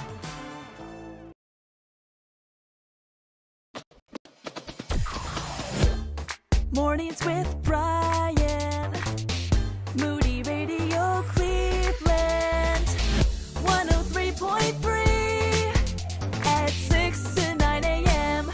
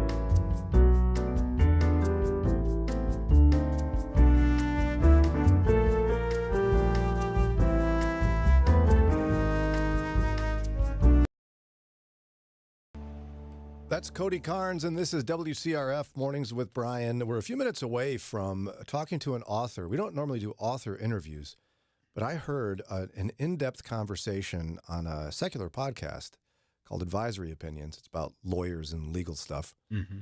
I was trying to pretend like I'm smart listening to it. They interviewed a guy named Matthew Martens. His book is called Reforming Criminal Justice, A Christian Proposal. He's a follower of Christ and is proposing a bunch of changes in the criminal justice system. And he has extensive experience all the way to Supreme Court / federal prosecutor and defense attorney. Mm-hmm. Wild stuff. I love this topic. We're going to really quiz him as much as we can in a half-an-hour conversation soon here. So listen to that coming up after Ron's news. But first, I've got a bug, Daria. It's her generation. I don't speak for them. You need to. But I don't. You're Gen Z. TikTok trends. I don't think I've met one I like. So I'm not even on TikTok, so sometimes I learn about these from you. These trends, Ron, kids these days, these trends. What is this? Yeah, eating Tide Pods and all the rest. Don't do that's that. an oldie but a goodie. So there's a new one that one person put on TikTok. This is so fun. Another one. Obsessed with this. What is it? Well, 89.6 million posts are about something called airport tray aesthetic. Huh. It's that's what the trend is. Airport tray aesthetic. Are they like making their drop down 2x3 inch tray look cute? No. Not the drop down thing. It is you go through TSA, right? You go through security at the airport. Oh, okay. And you put your things in a bin. Uh-huh. And the trend is, and I'll hold it up for the camera on the live stream, and you can look it up yourself, is to make your tray cute with your belongings. You know, you put your little shoes on the side, you put your cute little purse, you organize all your things so that they look cute, and then you take a picture of it, and you post it on TikTok, and you're like, hashtag airport tray aesthetic. While the line is angry behind you. Yeah, listen, there are people behind you that are late for their flight, that are wrestling children.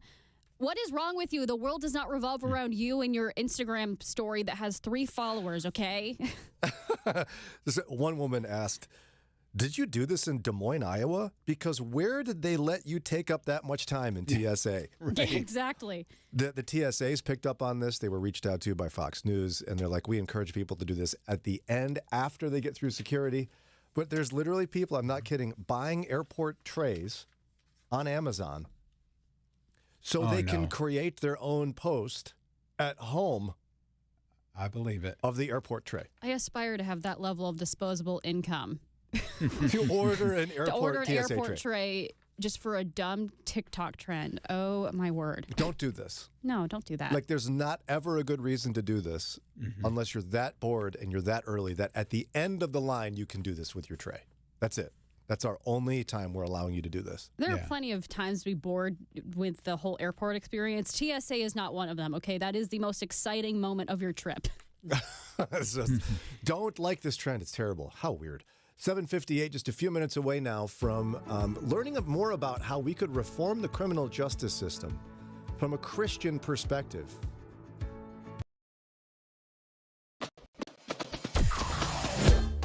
Mornings with Brian. Moody Radio Cleveland.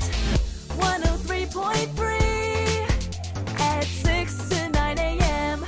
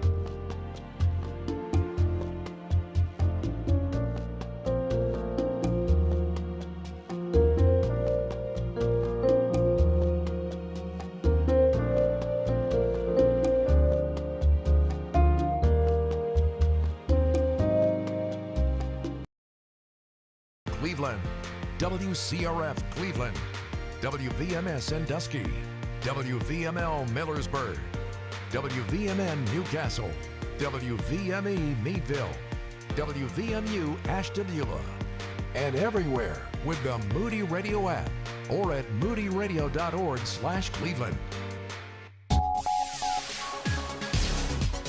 House Speaker Mike Johnson says his chamber is set to vote this week on a stopgap funding bill to keep the federal government open through December 20th. It's 8:01. I'm Ron Eastwood, Moody Radio News. The government is set to begin a shutdown at the start of next month if no action is taken.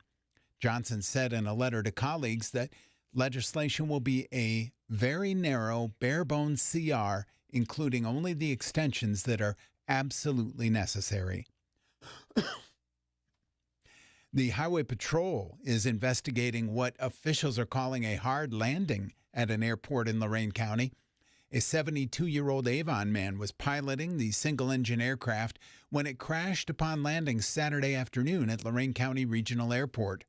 One of the aircraft's wings and its landing gear suffered damage in the landing, but no one was hurt. And the U.S. Department of Agriculture will give some Western Pennsylvania farmers a chance to apply for financial help due to the region's ongoing drought. The USDA Farm Service Agency is allowing for farmers in the region to apply for emergency loans due to the drought being considered a natural disaster. I'll be right back with sports and weather. Moody Radio is thankful for listeners and support from businesses like Duma Meats and Farm Market. Duma Meats and Farm Market, supporting Moody Radio in Cleveland and surrounding areas. More information about Duma Meats and Farm Market is at dumameats.com. In sports, the Browns fell to the Giants 21-15. The Steelers corralled the Chargers 20-10 to stay undefeated.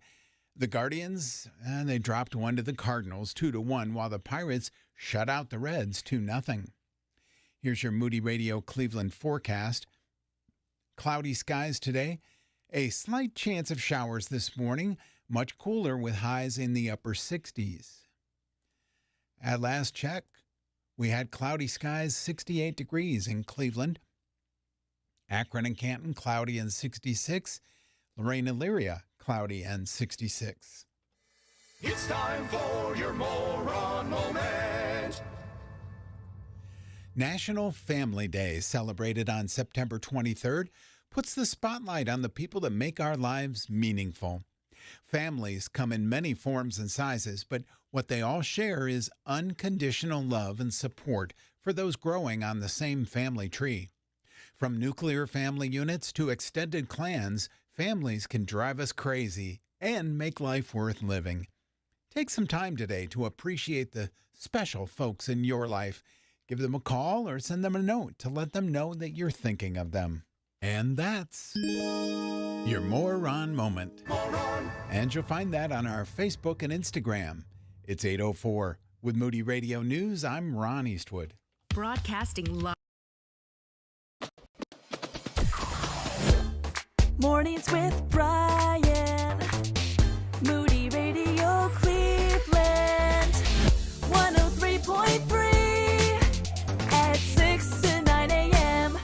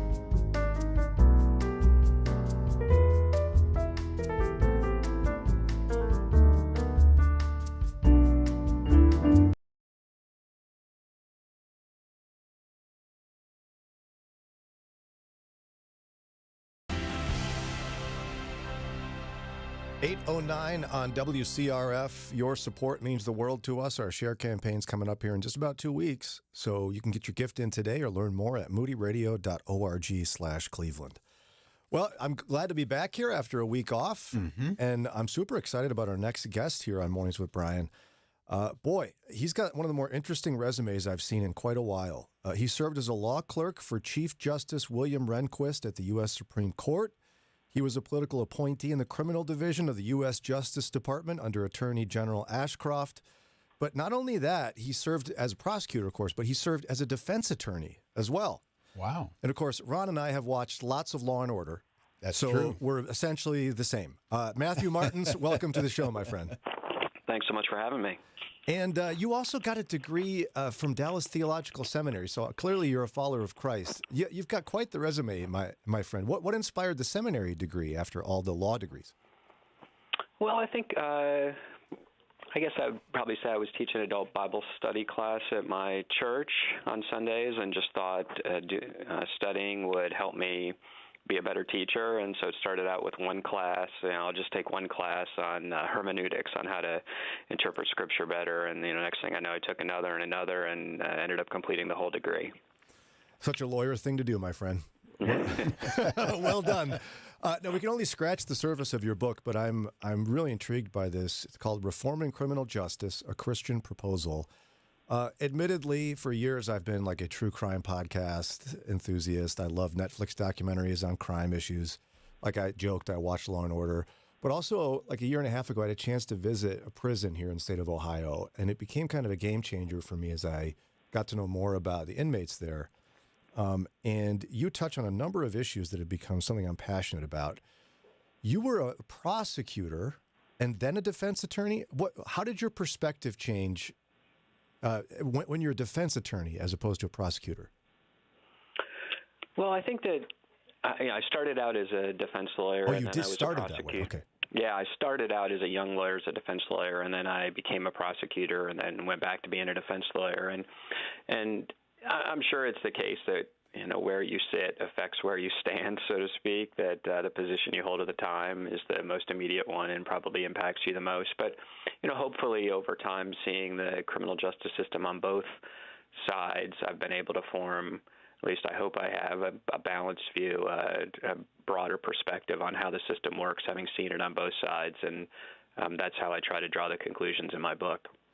Well, I think in pop culture, right, you have the federal prosecutor displayed as the person seeking justice, and the defense attorney is more like court-appointed, maybe used car salesman type guy. I mean, what do we need to know from a defense attorney about the criminal justice system as followers of Christ? Well, I think that one of the things you have to recognize is that there are no angels, not even in government. Government is populated by the same fallen human beings who are defense lawyers.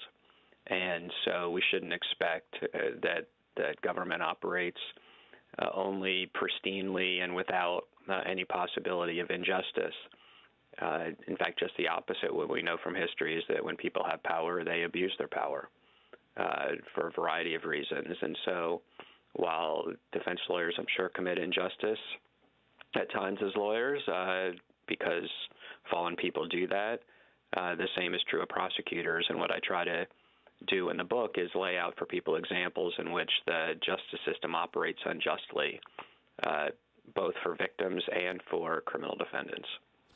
And one of the ones that really caught my eye, because I've heard this so often in various crime podcasts and such, is the idea of how prevalent plea bargaining is. So for those who don't know, what is a plea bargain?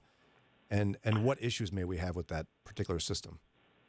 Well, a plea bargain is when someone is charged with a crime, and rather than going to trial, they agree to plead guilty, usually in return for an agreement either to be charged with a less serious crime and not the actual crime they committed, or to be sentenced less severely than they would be if they were convicted after trial. you noted true crime podcasts and television shows like Law and Order, and those are typically built around trials, right, because nobody would actually want to watch a television show about negotiating a plea agreement. But the reality is that something like 94 to 97% of criminal cases each year are resolved not through jury trials, but through plea bargaining. And what I argue is that plea bargaining is something, at least as practiced in the United States, that everybody should hate, because it tells lies either about the seriousness of the offense or what offense was committed. It either threatens unduly harsh sentences or offers unduly lenient sentences, and in the process does wrong to the crime victims, not to mention the people who are charged. So you're saying the injustice could go both ways in this, right? So 100%. I mean, if someone's charged with, a serious offense, and then they're allowed to plead out to something less serious, or they deserve to, for example, 10 years in prison, and we allow them to do a plea bargain to 1 year in prison, then we are not vindicating victims. We're telling lies about the seriousness of the wrong that was done to that victim. And that doesn't do any good for the victim. It doesn't protect society. And frankly, it doesn't give the person who committed the wrong the correction that the law is designed to provide to them by telling them the truth about the severity of what they did. Would you say that often becomes the case when someone might have more means than someone else and their wealth can purchase a really great attorney that can make that happen? I think the reality is that it's the way the system happens regardless of wealth. Plea bargain, in fact, probably plea bargaining occurs more with the poor than with the wealthy, because the wealthy actually can afford the attorneys to fight. But the reality is the system as a whole, as I said, 94 to 97% of cases are being resolved by plea bargains. So it's not singling out any particular group. It's essentially the way the system operates. And that's troubling to realize it's that high. 94 to 97% of cases never actually go to trial. Now, I thought in the Constitution we had essentially a right to face our accusers and have a trial by jury. So how does that affect that particular fundamental right? Well, you do. It's actually one of the only rights that appears twice in the Constitution, the right to a criminal jury trial.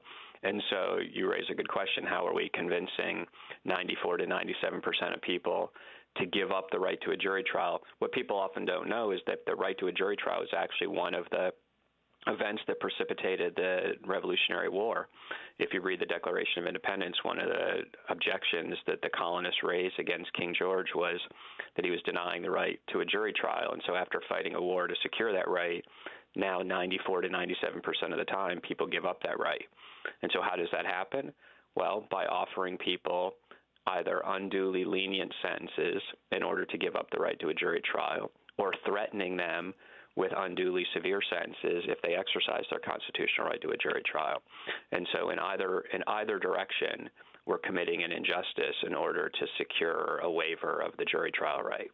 Now, among the latter and what you just mentioned, it really gets to me to watch somebody who may actually be innocent be compelled by threat of dramatic sentencing, right? To take a plea and admit guilt to something they didn't do. Is that pretty common? Well, what we know about that is that people do, in fact, plead guilty to crimes they didn't commit. So just to take two examples, there's been, since the advent of forensic DNA technology in August of 1989, about 3,500 people who were exonerated, meaning they were convicted of crimes that it was later determined they factually did not commit. And of those 3,500 people who were exonerated, 24% were people who actually pled guilty to crimes they didn't commit. Oh. To just take another example of there was a study done by a law professor at Duke University, Brandon Garrett, looking at the first 250 people exonerated by DNA. And of those 250 people who we know to a scientific certainty did not commit the crime, 16 of them had pled guilty. And so we know that this plea bargaining process that puts pressure on people is actually coercive in that it compels or causes innocent people to plead guilty. Now, I find that to be, like, as an American and just even intellectually, so objectionable. Why should a Christian care about that particular scenario you just talked about? Well, because God is a God of truth, And as people made in his image and given his authority, delegated his authority to exercise justice, we have an obligation to pursue the truth that God is. Whatever authority we have to operate a criminal justice system is only delegated authority. Nobody has authority. God has all authority, and whatever authority we exercise is just on loan from him. And so we see in Genesis chapter 1 that God gave humankind dominion over the earth, but he did that after creating humans in his image, meaning and in his likeness, meaning that we should exercise that dominion in accord with his character. And so this concern about justice is especially intense, or should be especially intense for Christians. It's 8:19, time for a quick break here on WCRF. You're listening to Mornings with Brian. Our guest is Matthew Martens. He is author of the book Reforming Criminal Justice, A Christian Proposal, but he has extensive experience as a prosecutor, federal prosecutor, as a defense attorney, and we'll continue chatting about his book and his ideas here in just a moment. Ever wondered if there's a way for Christians to meet their healthcare costs affordably and efficiently? A biblical lifestyle alternative to traditional healthcare options? The answer is Christian Healthcare Ministries. They've enabled believers to live out their faith while embracing a voluntary health cost ministry for over 40 years. It all starts with a visit to chministries.org/Moody to see how CHM meets values and healthcare costs. Get more information and have your questions answered at chministries.org/Moody. Moody Radio is on the air thanks to support of listeners and Hawkins Sales. They've been serving the electrical industry nationwide for over 30 years. More information about Hawkins Sales is at hawkinssales.com. Moody Radio is thankful for support for businesses across the country, like Fellowship Home Loans. Whether purchasing or refinancing a home, Mike and Brian walk hand in hand with clients through the whole process. You can learn more about their approach to mortgage lending at fellowshiphomeloans.com. 19. That's how many pairs of shoes the average American has in their closet. 1. That's how many pairs of shoes it takes to share health, education, opportunity, and the love of Christ to a child in need in the world. Buckner Shoes for Orphan Souls has been meeting this need, providing more than 5 million pairs of shoes to children in some of the most vulnerable communities in the world. That's over 5 million opportunities to put a smile on the face of a child and show the love of Christ to boys and girls living in desperate situations. Many times these shoes introduce families to Christ-centered programs, helping them to rise above poverty and achieve their God-given potential. You can make a difference now. Join Buckner Shoes for Orphan Souls in changing the lives of children across the world through the gift of shoes. I'm Rob West, inviting you to provide shoes today by visiting GiveShoesToday.org. That's GiveShoesToday.org. Keeping your eyes on Jesus in a changing culture can be difficult. Let us help. It's Mornings with Brian on Moody Radio, Cleveland. Author Matthew Martens, he served as a law clerk for Chief Justice William Rehnquist at the U.S. Supreme Court, and he served as a federal prosecutor and defense attorney for over 25 years.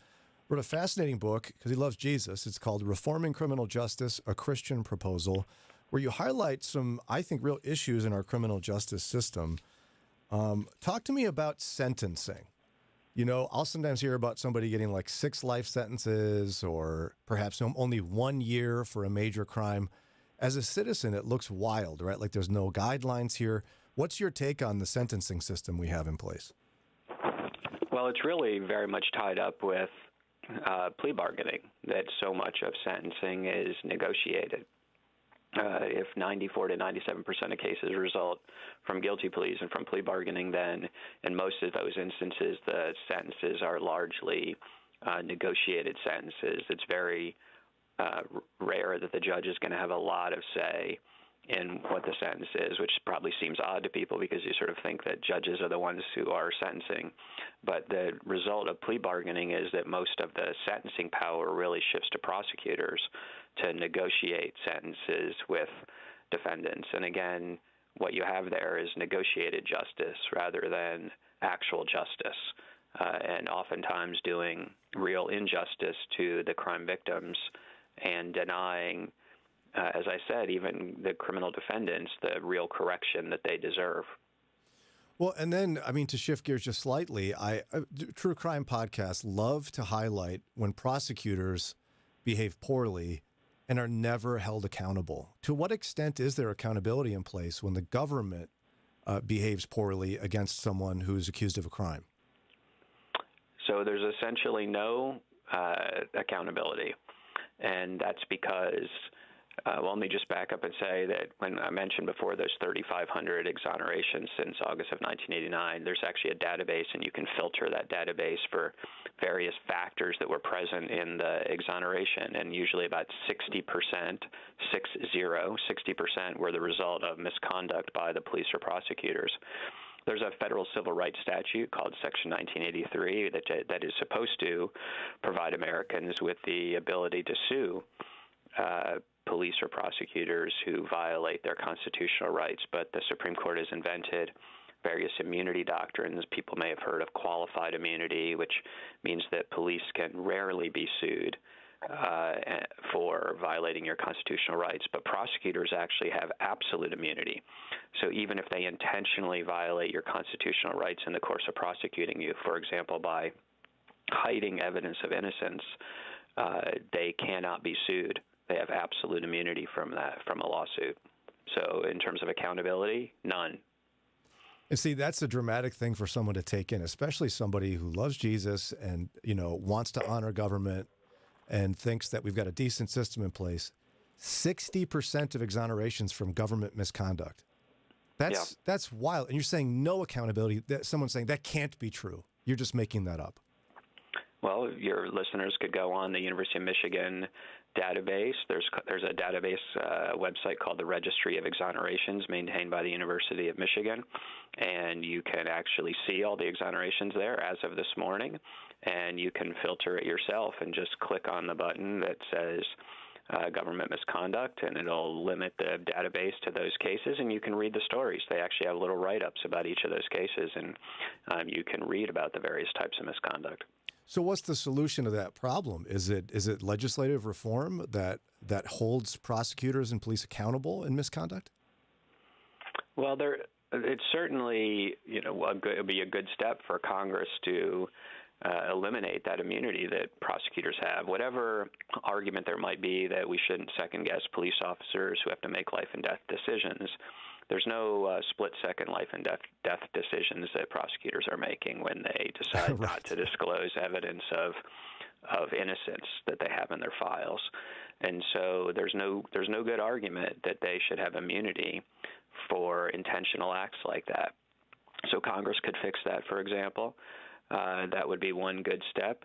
Voters should just be more aware of hopefully try to be more aware of the instances in which their prosecutor's office is alleged to have engaged in that type of misconduct. The problem, of course, is that it comes to light often many years after the fact, at times 10, 20, 30 years later, and the prosecutors responsible may not even be practicing law anymore. But state bar associations could do a better job of holding prosecutors responsible for that type of misconduct. Again, they rarely impose any type of sanctions, even though it violates the ethics rules that govern attorneys. So there's certainly steps, even if modest steps, that could be taken, but there doesn't seem to be much political will to do that.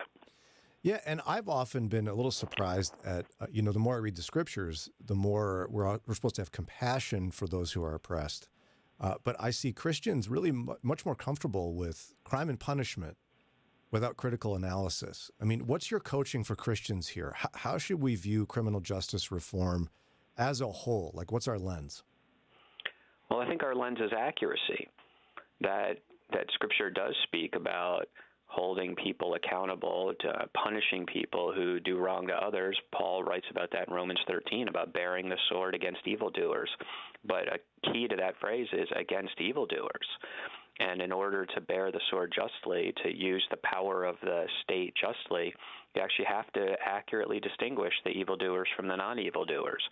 And you're not going to accurately distinguish, for example, if you're hiding evidence of people's innocence or not disclosing the evidence of their innocence. And so what we have to be committed to is accuracy, not only accurate, and that means accurately defining what's right from wrong, having laws that justly define right and wrong, but it also means accurately determining who committed the wrong, which requires a commitment to due process, and then accurately punishing, back to what I was saying earlier, that we punish people not based on negotiated justice, but we punish them accurately, meaning punishing them in accordance with how severe the wrong was that they did.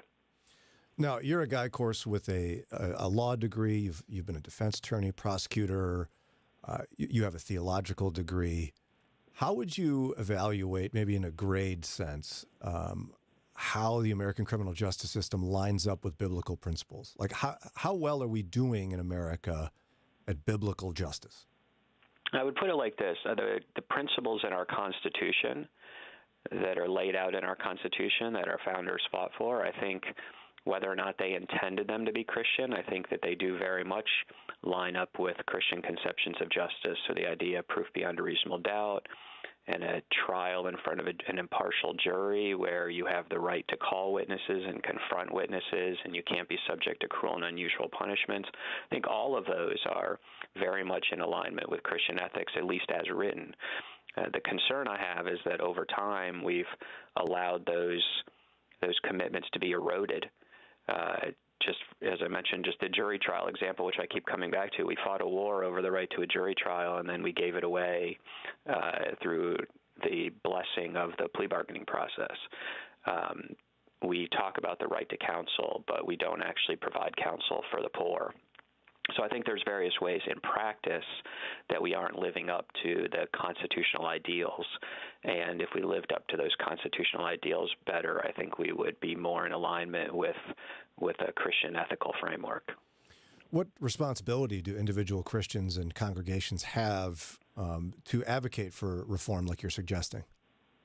Well, I wouldn't describe it as something that a congregation has to do. I don't think that that's the mission of a church to advocate for criminal justice reform. I think various Christians could have different views on how exactly to achieve that reform and what reform exactly is needed.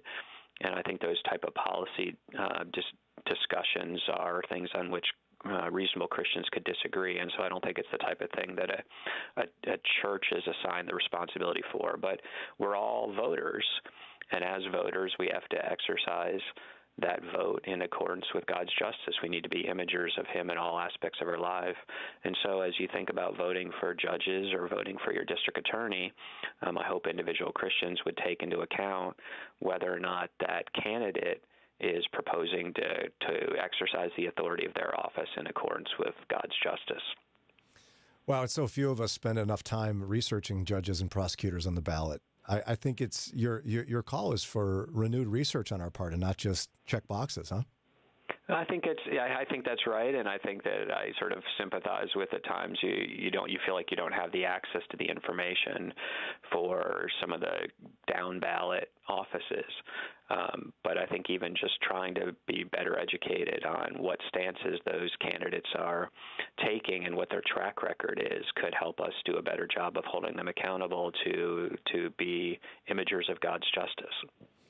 That's fascinating, too, because the more we talk about issues of this in our culture, the more I'm seeing that it's almost as if local elections have more impact than national elections, even though we talk differently in public, right? I mean, we're all focused on presidential elections, which are very important, but your local prosecutor in your county may have more of an impact on Christian principles than anybody else. Well, certainly on issues of criminal justice. I mean, we have a presidential election now where there's all this talk about surges in crime, but the reality is the president has almost no impact on that. A very, very small percentage. I think less than 5% of crime is prosecuted at the federal level.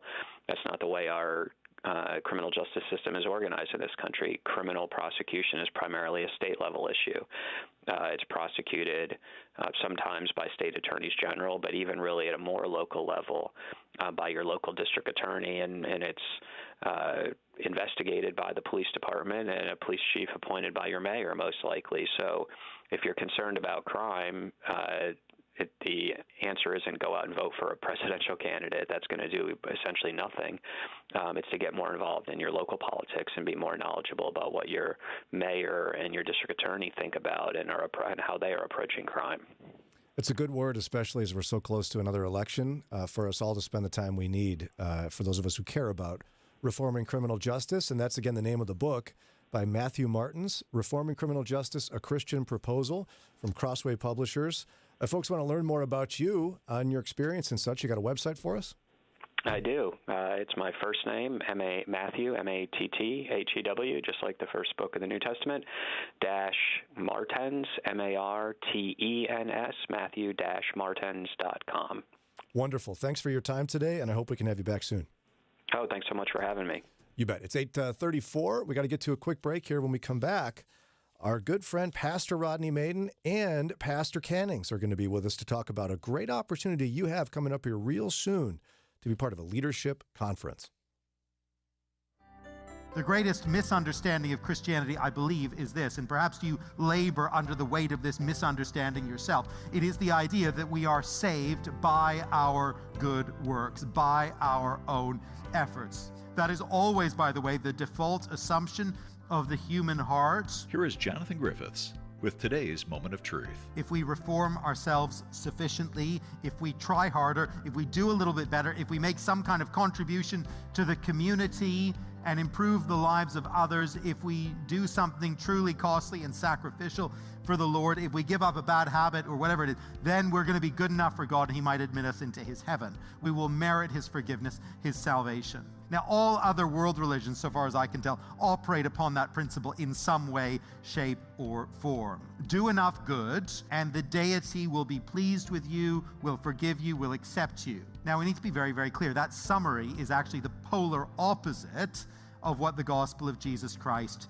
teaches us. Many people assume, and perhaps you've assumed this, that is the Christian message, but nothing could be further from the truth. We are not saved by good works because our good works would never be good enough to pay the price of our sin and to undo the wrong we've done in the sight of a holy God. Now, the gospel of Jesus is this. It is that He, the truly good one, the only sinless one, stood in our place and died the death that we deserve so that we could be forgiven through His saving work, accepted by God, our Maker and our Judge, not on the basis of our merits, but on the basis of His merits, not on the basis of our good works, but on the basis of His perfect life and His atoning death.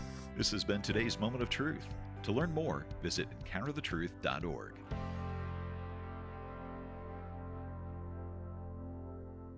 You know, a lot of times you have to choose between something high quality or something that saves you money.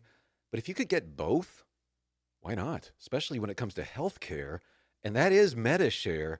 You get both. Many families save $500 a month with MediShare, and that's huge. But it's also true that people wind up way more satisfied, too. The member satisfaction rate for MediShare is double that of the typical health insurance plan. Double. That's because MediShare works. It has for more than 30 years. It's a community of Christians who have shared more than $5 billion of each other's bills. People love having telehealth. They love the huge PPO network. So, yeah, really, you can save a ton and like it better. Imagine being happy with how you're taking care of your health care. So if you're self-employed or part of the gig economy, or you just want a plan you're happy with, you can call right now and get a price in 2 minutes. Here's the number. Just call 877-58-BIBLE. That's 877-58-BIBLE. 877-58-BIBLE. Get up, get ready, and get going. It's Mornings with Brian on Moody Radio Cleveland.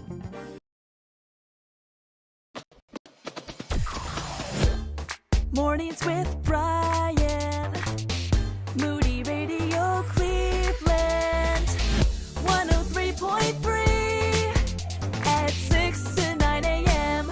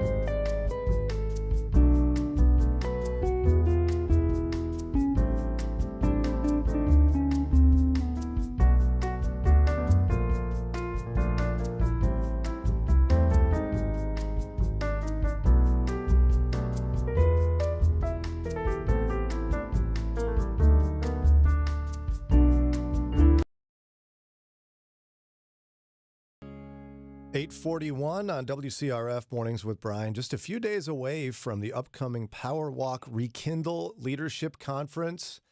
Powerful experience, bringing together it's like two superheroes basically in the Christian faith here in Northeast Ohio. Not only is it Dr. Rodney Maiden, Pastor Rodney Maiden, Senior Pastor of Providence Baptist Church, but Dr. Paul Cannings, Senior Pastor of Living Word Fellowship in Texas, coming together for this huge conference this week.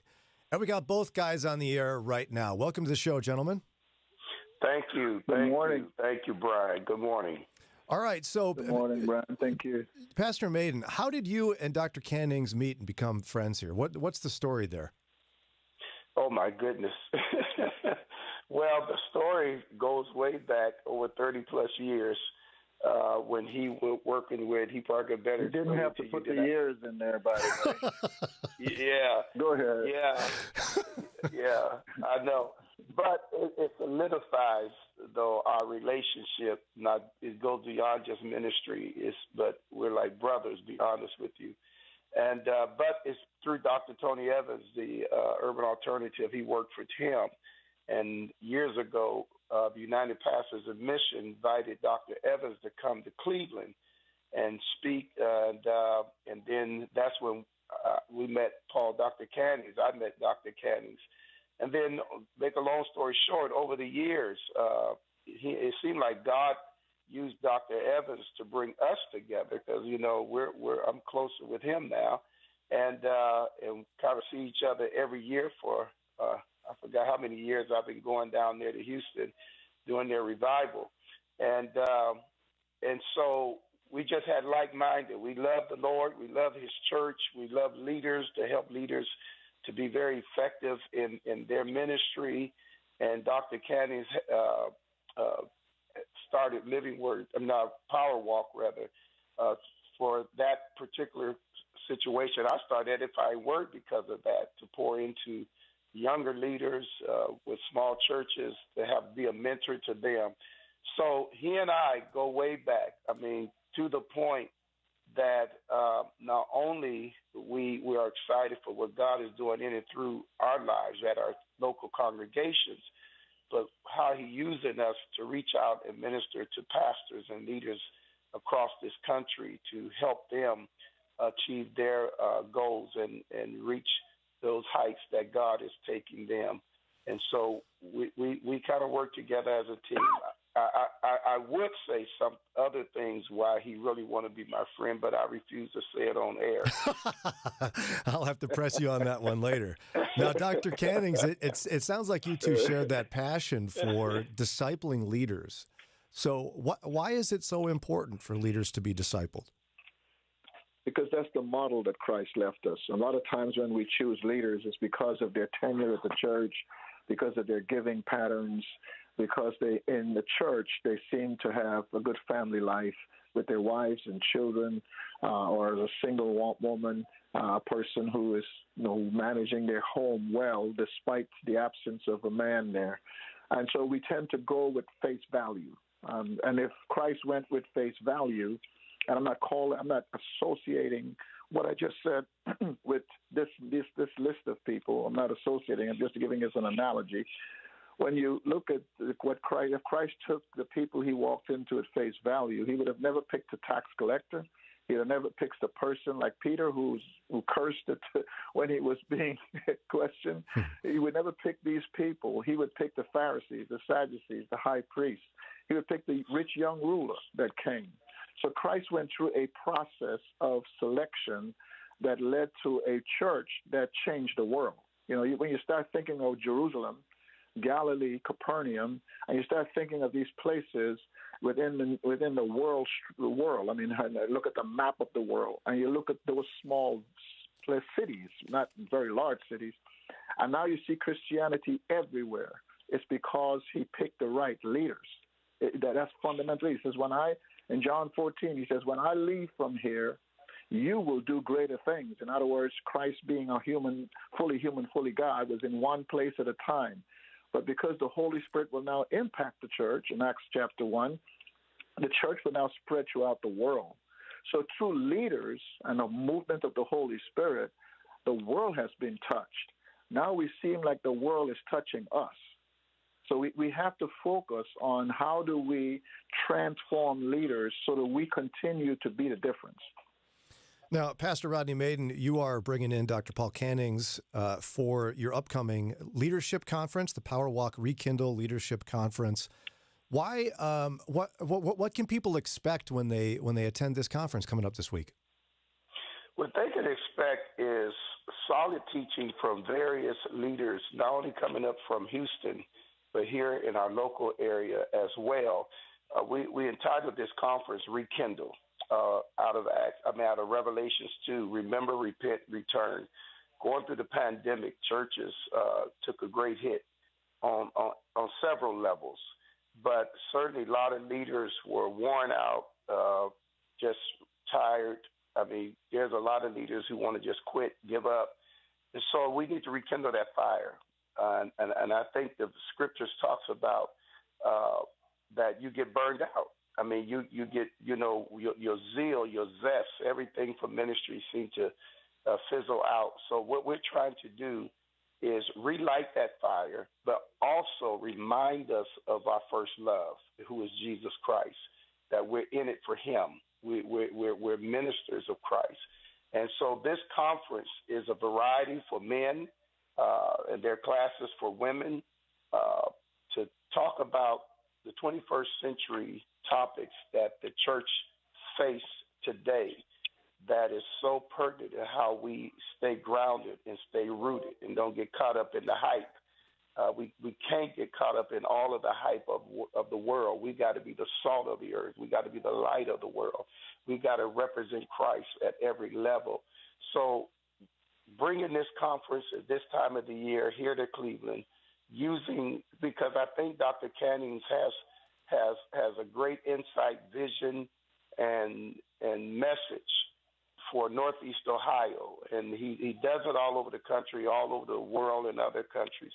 And I said, man, I know about him, but I need to introduce him to the local leadership of Cleveland and beyond, because, and we're hoping this can be the beginning of something great that pastors, we're not coming to take the pastor's place. We're coming to help equip the pastor, to help equip their leaders. We're coming alongside, just like Moody Radio, just like WCRF has been to me and to our church. We see Power Walk as another entity that we can use to keep us grounded, keep us focused, and keep us underneath the mission and the mandate that God has called us. And so we're excited. I know I am, just to bring him here, to have him to come and with some of his staff and team. And then I'm also grateful that I'm part of that. And so I want others I just want to share what I have and what I know to my church, and as well as to other pastors and churches. Well, the Rekindle Leadership Conference is coming up this Thursday, Friday, and Saturday, the 26th, 27th, and 28th. What's the location? Is this at your church, Pastor?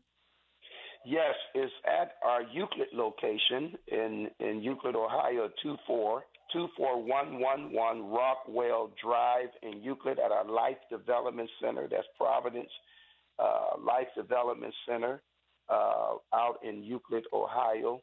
And you can still register. You can call in, or you can go on our website at providencebaptistchurch.org. The first thing you're going to see when you go on that website is talking about this conference. So I just urge every pastor, every leader, that you even got leaders that you want to become leaders in training, and so to speak, as Dr. Cannings alluded to. You don't have to be already leaders in place, but, let God lay on your heart the men and women that you want to come to this conference. And pastors, we certainly need you there as well. Yeah, check it out, pastors. Again, it's the Rekindle Conference, Thursday, Friday, and Saturday, September 26, 27, 28, 26, 27, 28. We got a keyword set up for you. If you want to get more information and get registered today, text the word leadership to us, leadership, to 440-546-2255. Text leadership to 440-546-2255.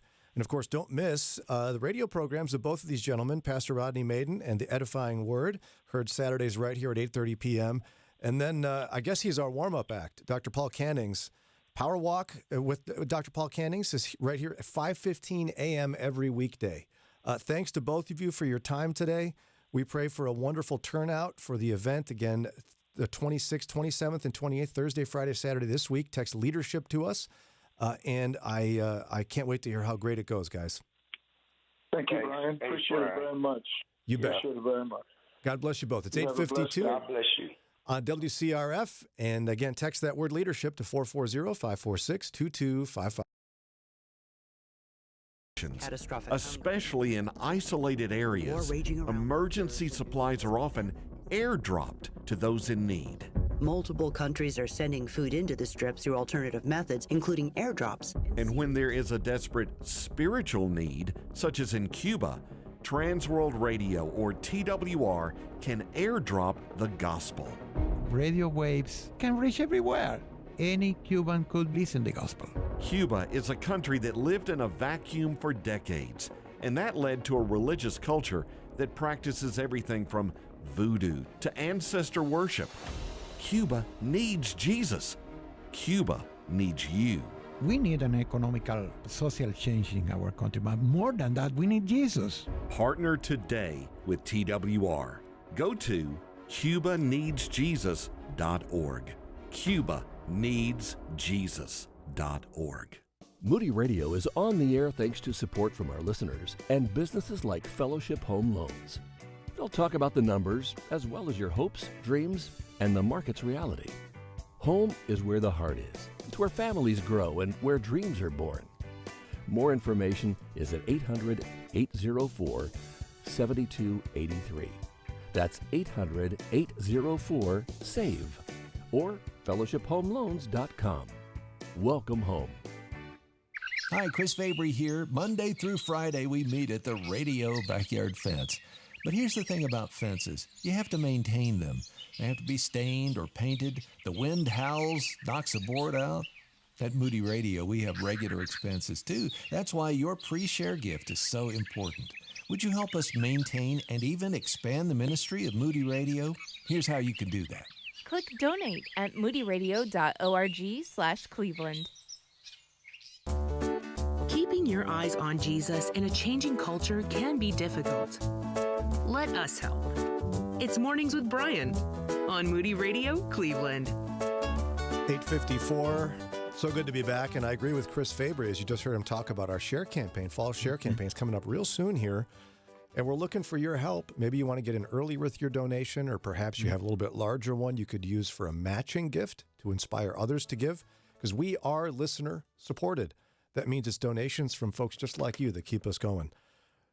So for more information and to get your gift in today, go to moodyradio.org/Cleveland. Again, moodyradio.org/Cleveland. And our share dates are October 2nd through the 5th. And we'll wrap up the show here in just a couple of minutes on Moody Radio Cleveland. Mornings with Brian. Moody Radio Cleveland. 103.3 at 6 to 9 a.m.